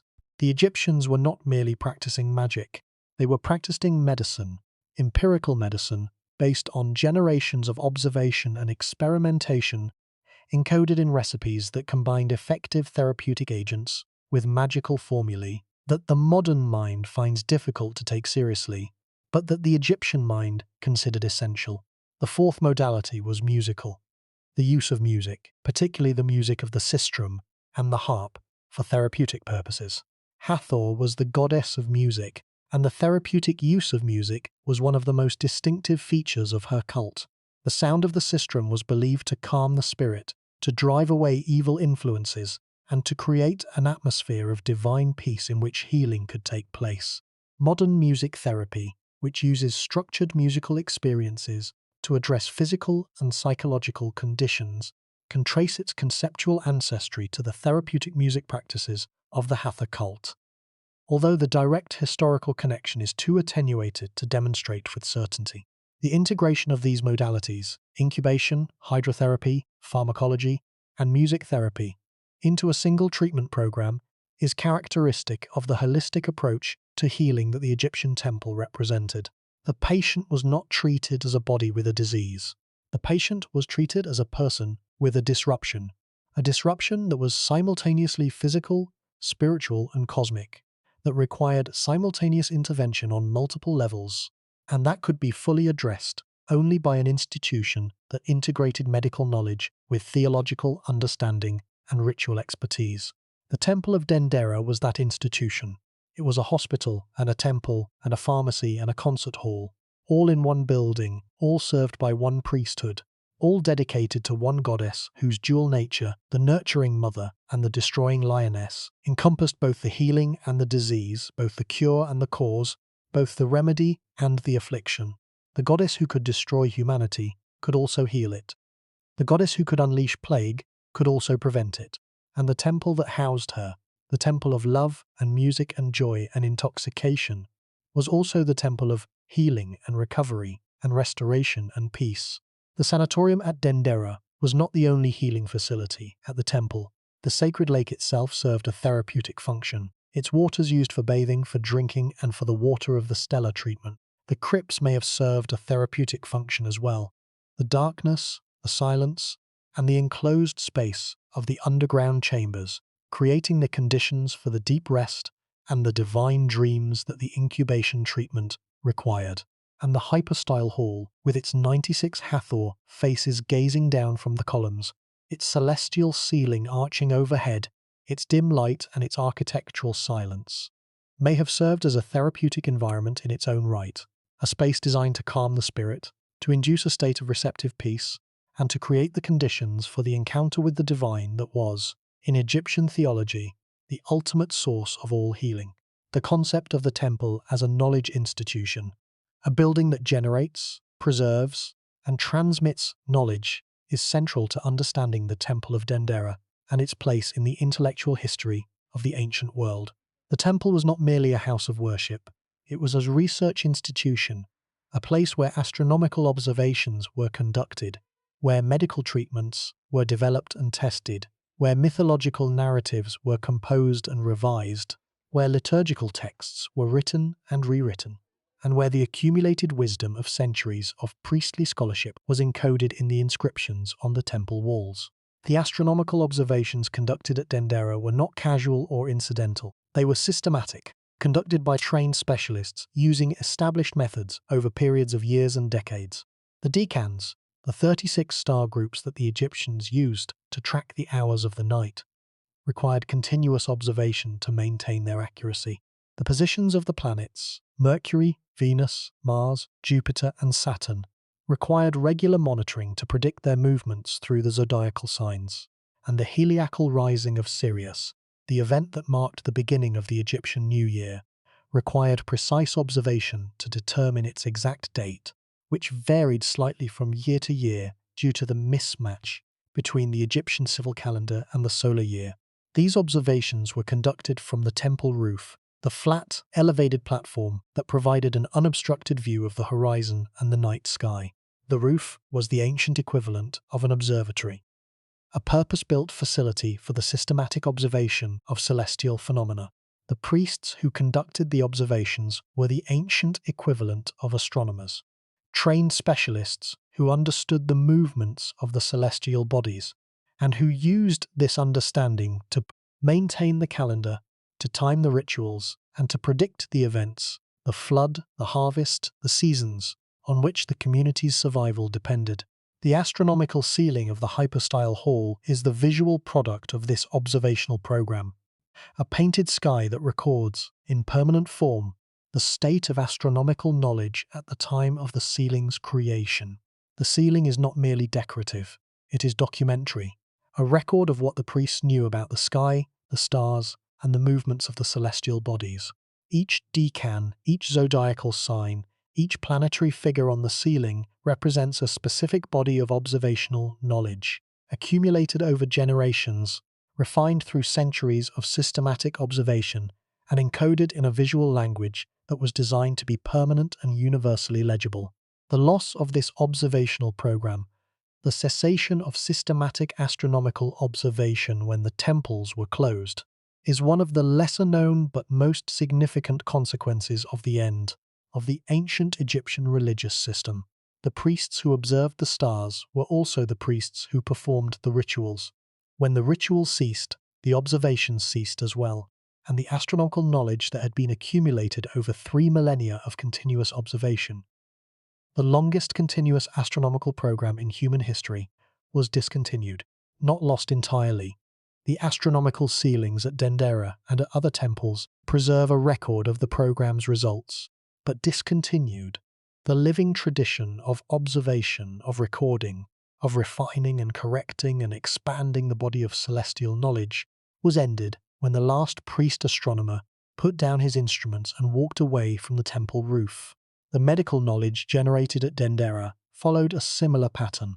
The priest-physicians who treated patients at the sanatorium were practitioners of a medical tradition that had been developing for millennia, a tradition that combined empirical observation, pharmaceutical experimentation, and magical intervention in a system of healing that was, by the standards of the ancient world, remarkably effective.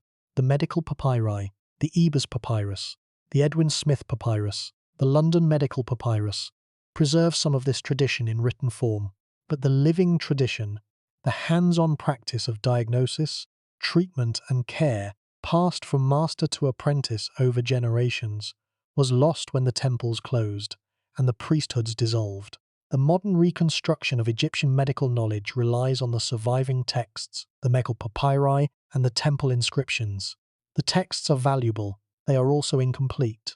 They describe treatments but not outcomes. They list ingredients but not dosages, in many cases. They prescribe procedures but not the clinical reasoning that led to their development. The living tradition, the clinical experience, the diagnostic intuition, the accumulated wisdom of generations of practicing physicians is gone. What remains is the recipe. The cook has departed. The parallel between the loss of Egyptian medical knowledge and the loss of other traditional knowledge systems is worth noting. Across the world, traditional healing systems, based on centuries or millennia of accumulated clinical experience, are being lost as the communities that practice them are absorbed into the global medical system. The loss is not merely cultural, it is practical. Traditional healing systems contain empirical knowledge, knowledge of medicinal plants, of therapeutic techniques, of the relationship between environment and health, that modern medicine has not yet fully discovered or validated. The loss of this knowledge is a loss to the global knowledge base, a permanent reduction in the total of human understanding of health, disease, and healing. The Temple of Dendera stands as a monument to one of the most comprehensive traditional knowledge systems in human history. The building contains astronomical knowledge, medical knowledge, mythological knowledge, liturgical knowledge, agricultural knowledge, and architectural knowledge, all integrated into a single institutional framework, all encoded in a single visual and textual system, all preserved on the walls of a single building. The building is the library. The walls are the books, the reliefs are the pages, and the pages, after 2,000 years, are still legible, still readable, still informative, still yielding new knowledge to scholars who study them with patience and with skill. The knowledge is there. The institution that generated it is gone. And the gap between the two, between the knowledge that survives on the walls and the institution that produced it, is the gap that defines the Temple of Dendera in the modern world. The building is a library without a librarian, a university without a faculty, a hospital without a staff, a concert hall without musicians. The knowledge is preserved, the practice is extinct, and the visitor, standing in the hypostyle hall, looking up at the blue ceiling, surrounded by the 96 faces of Hathor, is standing in the most complete and most beautiful record of a knowledge system that no longer exists, a system that integrated medicine and astronomy and music and ritual into a single understanding of the cosmos, and that was destroyed not by ignorance, but by the advance of a different understanding that had no room for the old one. The musical dimension of the Hathor cult at Dendera was not merely one aspect of the worship. It was the worship. Music was Hathor's primary attribute, her gift to humanity, her most distinctive offering, the sensory medium through which her divine presence was most directly experienced. The sistrum, the sacred rattle, was not merely an instrument. It was a theological object, a device for producing the specific sound that pleased the goddess, that calmed her destructive aspect, that summoned her benevolent presence, and that maintained the cosmic harmony that her worship was designed to sustain. The inscriptions at Dendera include extensive collections of hymns, poetic compositions that praise Hathor in language that is simultaneously formal and ecstatic, theological and sensual.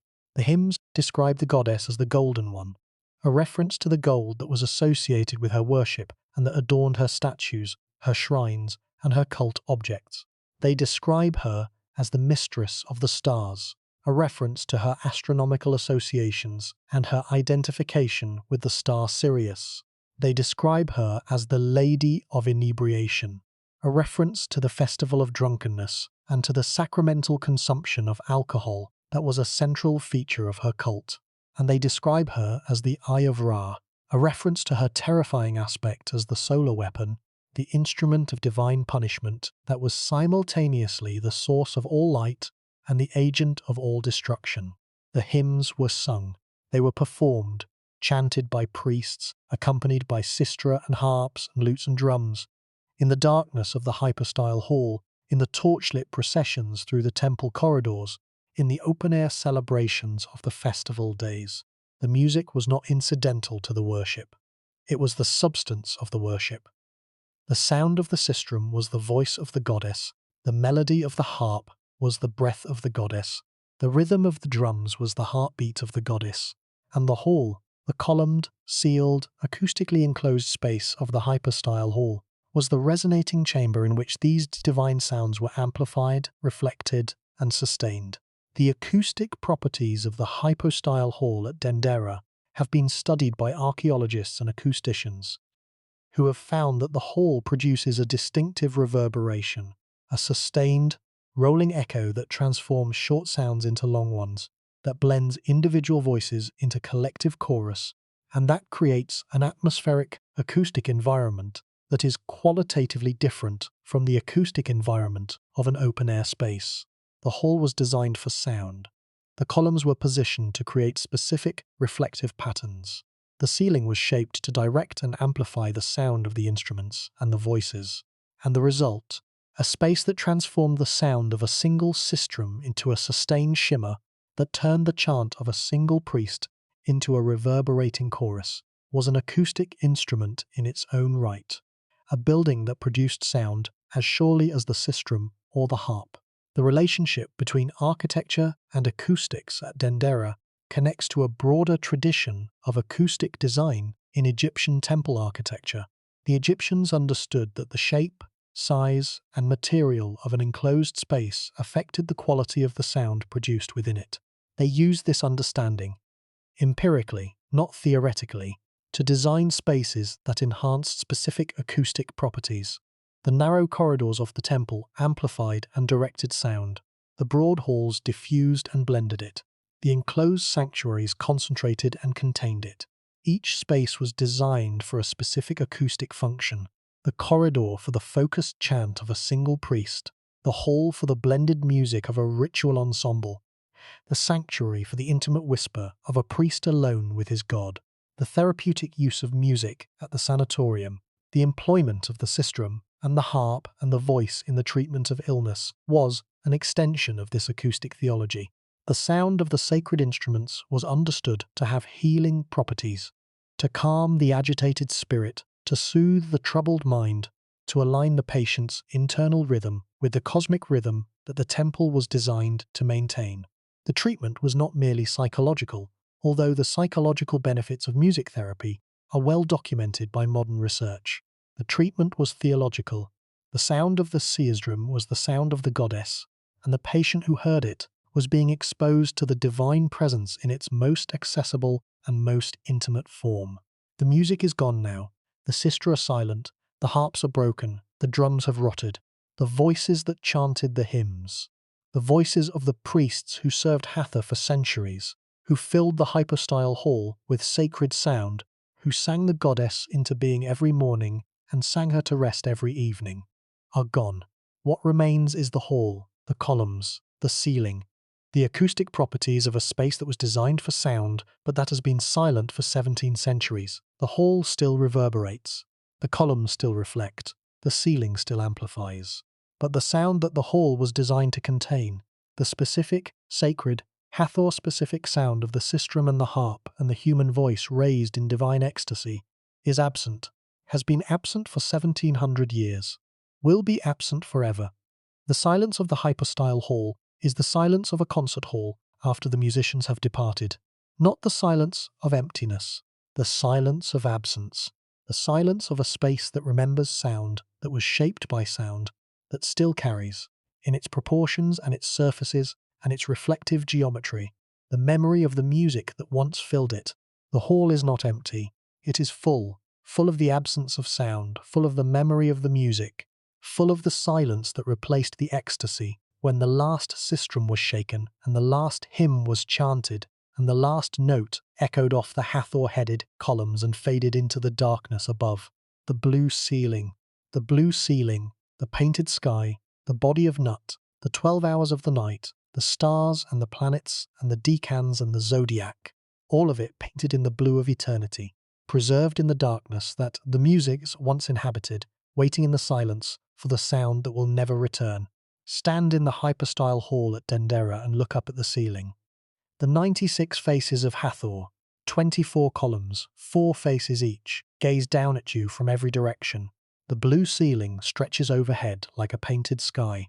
The body of Nut arches across the vault, her arms and legs reaching to the walls, her belly the dome of heaven, her body the passage through which the sun makes its nightly journey from west to east.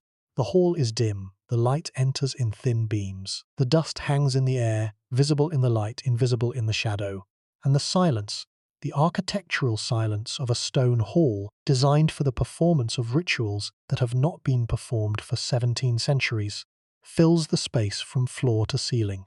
This is the experience that the builders designed, not the ceiling alone, not the columns alone, not the light or the shadow or the silence alone, but the combination, the synthesis of architecture, painting, sculpture, and light into a single sensory experience that was designed to evoke the presence of the goddess. The hall was not a gallery. It was not a museum. It was a machine for producing encounter, a building designed to create, through the manipulation of space, light, color, and proportion, the conditions under which the human and the divine could meet. The 96 faces of Hathor are the most immediate element of this encounter. The visitor is surrounded by the goddess. She is above, she is beside, she is in front and behind and to the left and to the right. There is no direction in which the visitor can look without meeting her gaze. The faces are calm, serene, bovine, the placid, maternal expression of a goddess who is simultaneously the sky, the cow, the mother, and the lover. The expression does not change. The faces do not move.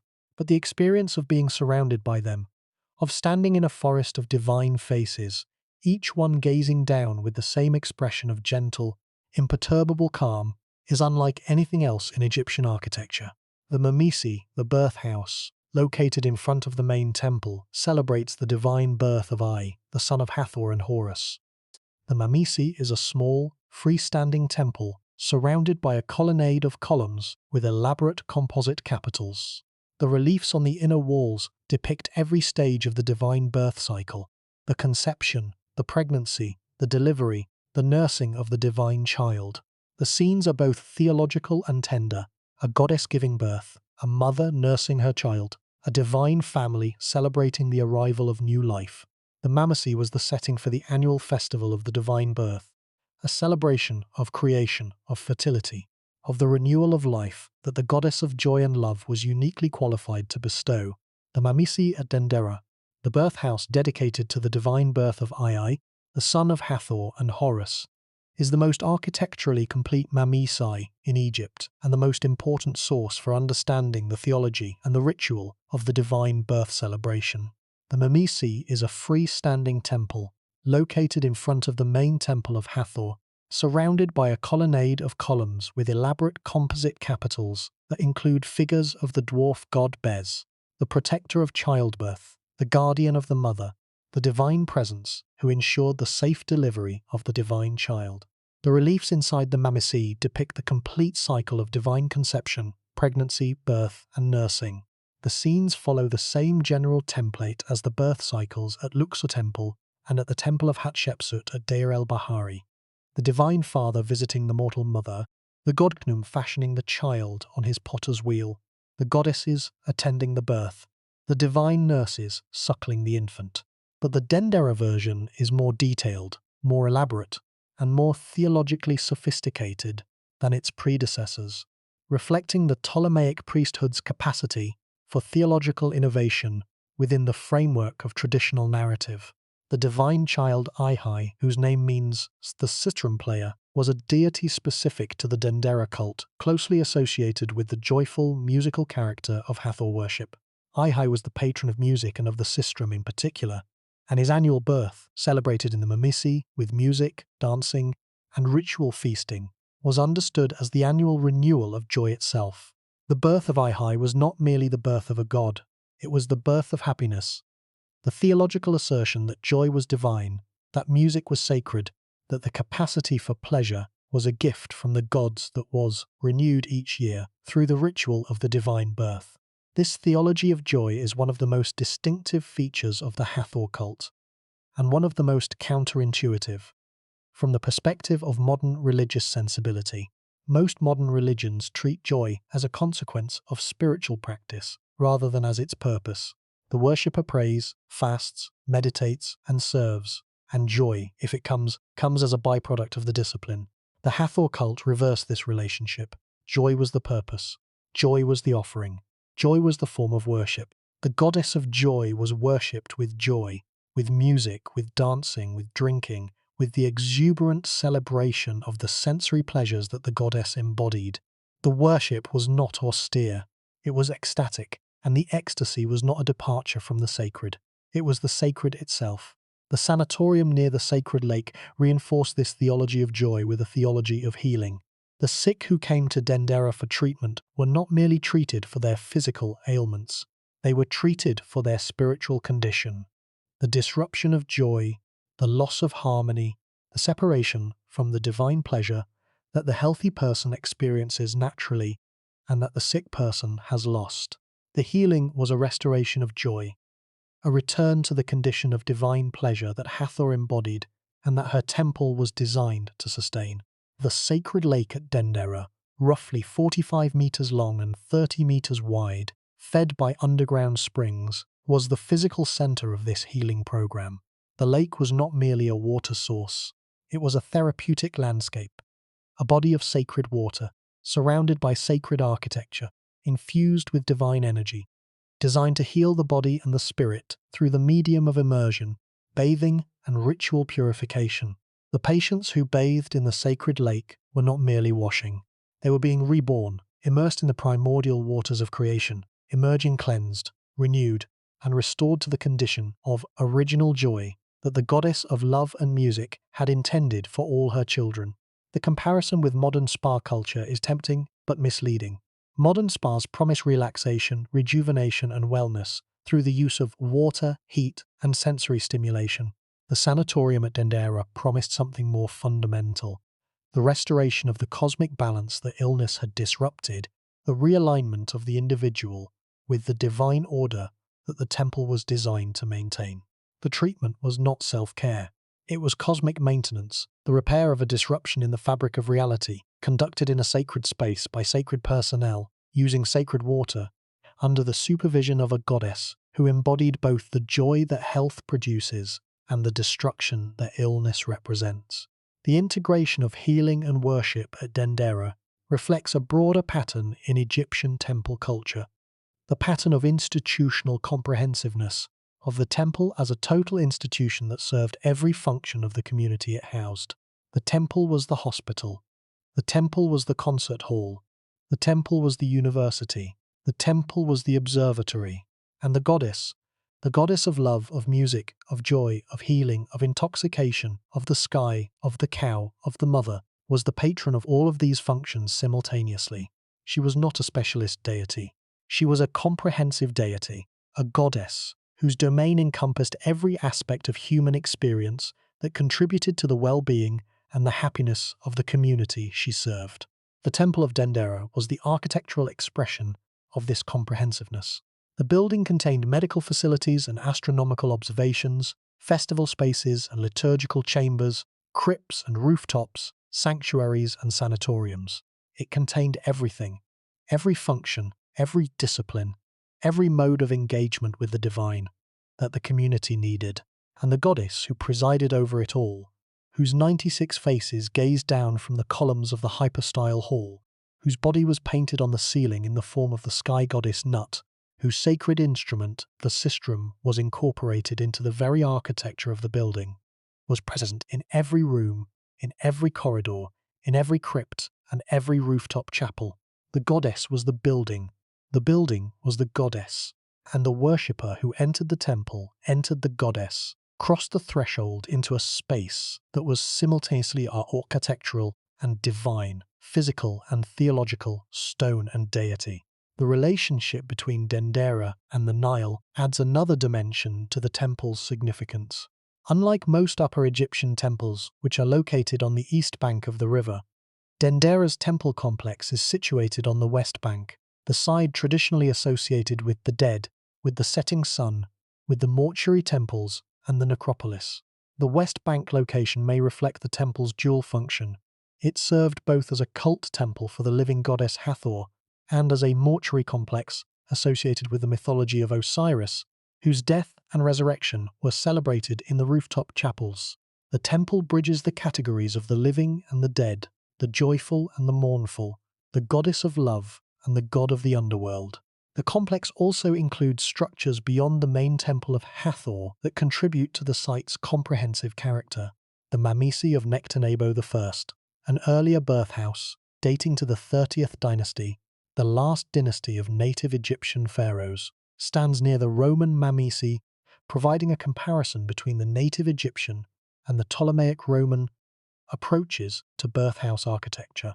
The Mamisi of Nectanebo is simpler and more austere than its later counterpart, a reflection of the different artistic sensibilities and different theological priorities of the native and the foreign builders. A Coptic basilica, built within the temple compound during the early Christian period, provides evidence of the temple's post-pagan history. The basilica, constructed from reused pharaonic blocks and decorated with Coptic crosses and Christian symbols, occupied a space within the temple compound that had previously been used for pharaonic rituals. The presence of the basilica, a Christian church built inside a pagan temple compound, using the stones of pagan buildings, is a physical demonstration of the religious transition that transformed Egypt from a pagan to a Christian society. The transition was not merely theological, it was architectural. The old buildings were repurposed, their stones reused, their sacred spaces rededicated to new gods and new rituals. The sacred well within the temple compound, a deep circular shaft lined with dressed stone reaching down to the water table, served a function similar to the nilometer at Kom Ombo, providing the priests with information about the level of the groundwater and, by extension, about the state of the Nile flood.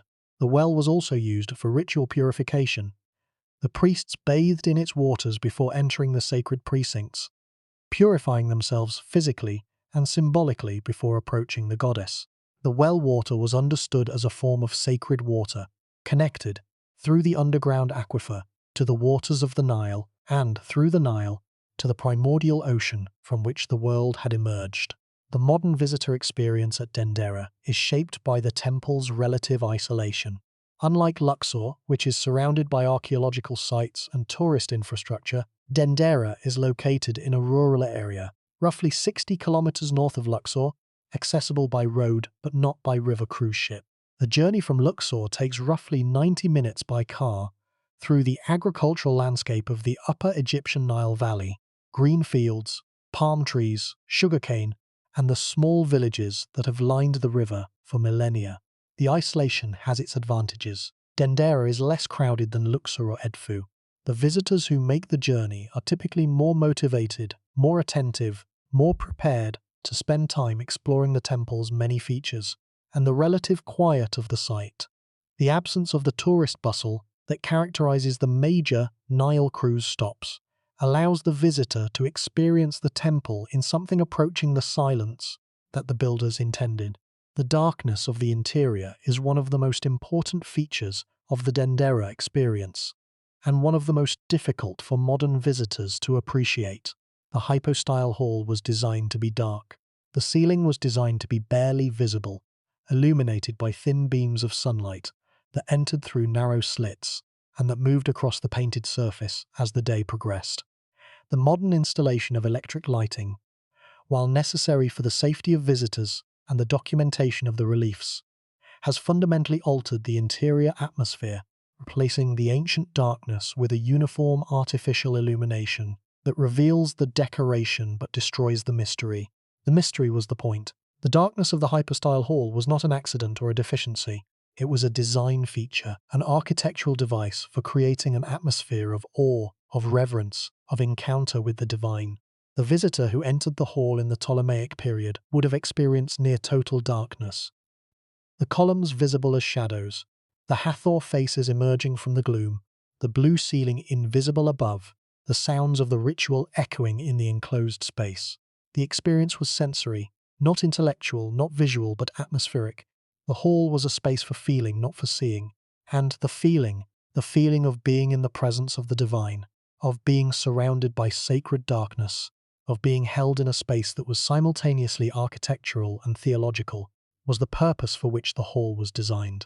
The modern lighting destroys this atmospheric dimension. It converts the hall from a space of mystery into a space of display, from a place where the goddess was felt to a place where the goddess is seen. The conversion is well-intentioned. The visitors need to see the reliefs. The scholars need to photograph the inscriptions. The conservators need to monitor the surfaces. The lighting serves legitimate purposes, but it also represents a loss. The loss of the darkness, the loss of the mystery, the loss of the atmospheric experience that the builders designed and that no amount of modern lighting can reproduce.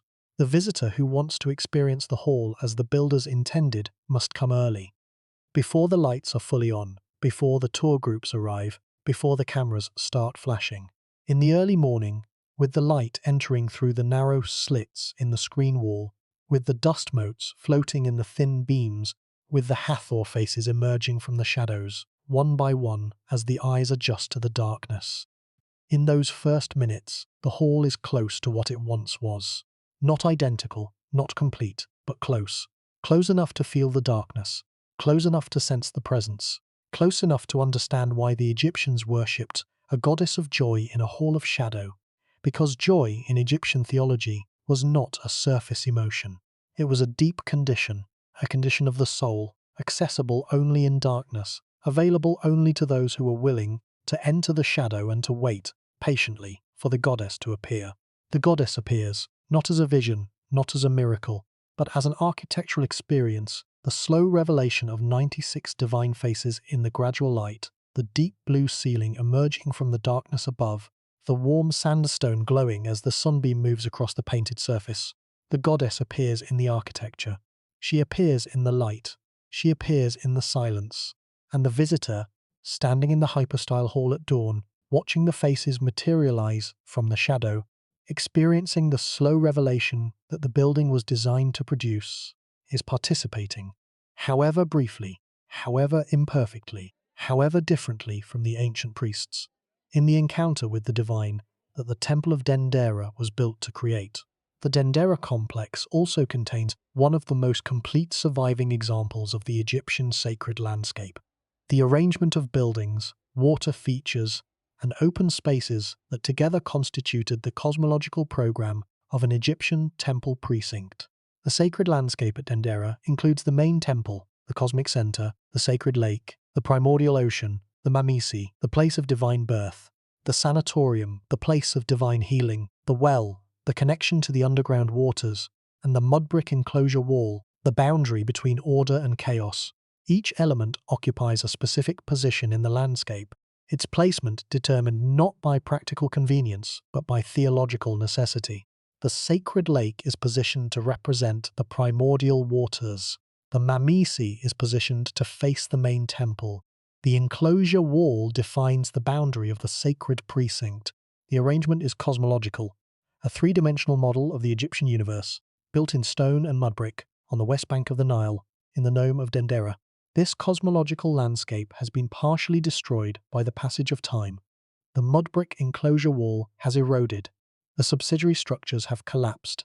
The sacred lake has silted up, but enough survives to reconstruct the original arrangement, to understand how the buildings related to each other, how the open spaces functioned within the program, and how the visitor's experience of moving through the precinct, from the entrance in the enclosure wall to the sanctuary in the heart of the temple, was designed as a cosmological journey, a passage from the profane world outside to the sacred center within, from the chaos of the desert to the order of the temple, from the formless to the formed. The journey through the Dendera precinct replicates, in microcosm, the Egyptian creation narrative. The visitor begins outside the enclosure wall, in the desert, in the realm of chaos, in the undifferentiated void from which the world has not yet emerged. The visitor passes through the gateway, crossing the boundary between chaos and order, entering the created world, stepping onto the primordial mound that was the first land to emerge from the waters. The visitor crosses the open courtyard, the created space, the cultivated world, the ordered landscape that the temple was built to maintain. The visitor enters the temple, the cosmic center, the dwelling of the god, the point where the human and the divine come closest to touching. And the visitor reaches the sanctuary, the holiest space, the innermost chamber, the room where the goddess resides, the point at which the cosmological journey reaches its destination. The journey is not merely physical, it is theological. Each step is a step deeper into the cosmos. Each threshold is a transition from one level of sanctity to the next. And the experience of the journey, the gradual darkening of the light, the progressive narrowing of the spaces, the increasing density of the decoration, the growing intimacy of the architecture, is the experience of approaching the divine, not intellectually, not abstractly, but physically, spatially, architecturally. The building creates the approach, the architecture generates the experience, and the experience of moving from light to darkness, from width to narrowness, from the public to the private, from the ordinary to the sacred, is the experience of approaching Hathor.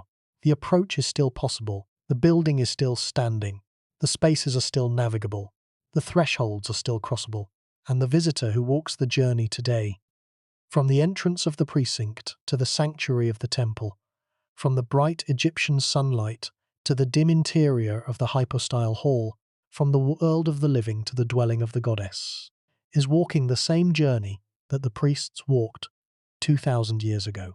The journey has not changed, the destination has not changed, only the traveller has changed. And the traveller, arriving at the sanctuary, standing in the darkness beside the empty naos, surrounded by the inscriptions and the reliefs and the Hathor faces and the blue ceiling, the traveller has arrived, has reached the centre, has completed the cosmological journey that the temple was designed to create. The centre is empty, the goddess is gone, but the journey is still real, and the architecture that creates the journey, the columns, the walls, the thresholds, the progressively darkening spaces, is still functional, still creating the experience, still generating the approach to the divine, still doing, after 2,000 years, what it was designed to do. The blue ceiling glows above, the 96 faces gaze below, the sunbeam moves across the painted sky, and the temple, the house of joy, the house of music, the house of the goddess who made the world worth living in, holds its silence, holds its darkness, holds its memory of the sound that once filled its halls, and the light that once entered its sanctuary, and the goddess who once lived within its walls. The blue endures, the silence endures, the temple endures, and Hathor, the golden one, the mistress of the stars, the lady of inebriation, the eye of Ra, the mother of the king, the goddess of everything that makes life worth living, endures too, not in worship, not in ritual, not in the sound of the sistrum, or the melody of the harp, or the voices of the priests chanting her name in the darkness, but in the blue, in the faces, in the stone, in the house that was built for her, the house that still stands, the house that still glows, the house that is still, after everything, the Temple of Dendera, the house where Hathor was worshipped, the house where joy was sacred, the house where the sky was painted blue, and the goddess looked down from 96 columns, and the music never stopped, until it did, and the silence began, and the blue endured. So what is the Temple of Dendera? It is the house of Hathor, the goddess of love, music, joy, and motherhood, It was built primarily between 54 BC and the 2nd century of the Common Era, under the Ptolemaic and Roman rulers of Egypt. It contains the most famous astronomical ceiling in the ancient world, the deep blue vault of the hypostyle hall, with its depictions of Nut, the zodiac, and the hours of the night. It contained until 1821 the Dendera zodiac, the circular bas-relief that is now in the Louvre. It contains 12 underground crypts, whose reliefs provide unique information about the secret rituals of the Egyptian temple. And it contains, on its rear exterior wall, the only surviving large-scale relief of Cleopatra VII, the last pharaoh of Egypt, depicted in the traditional style, making offerings to the gods of her ancestors. The temple survives because it was buried.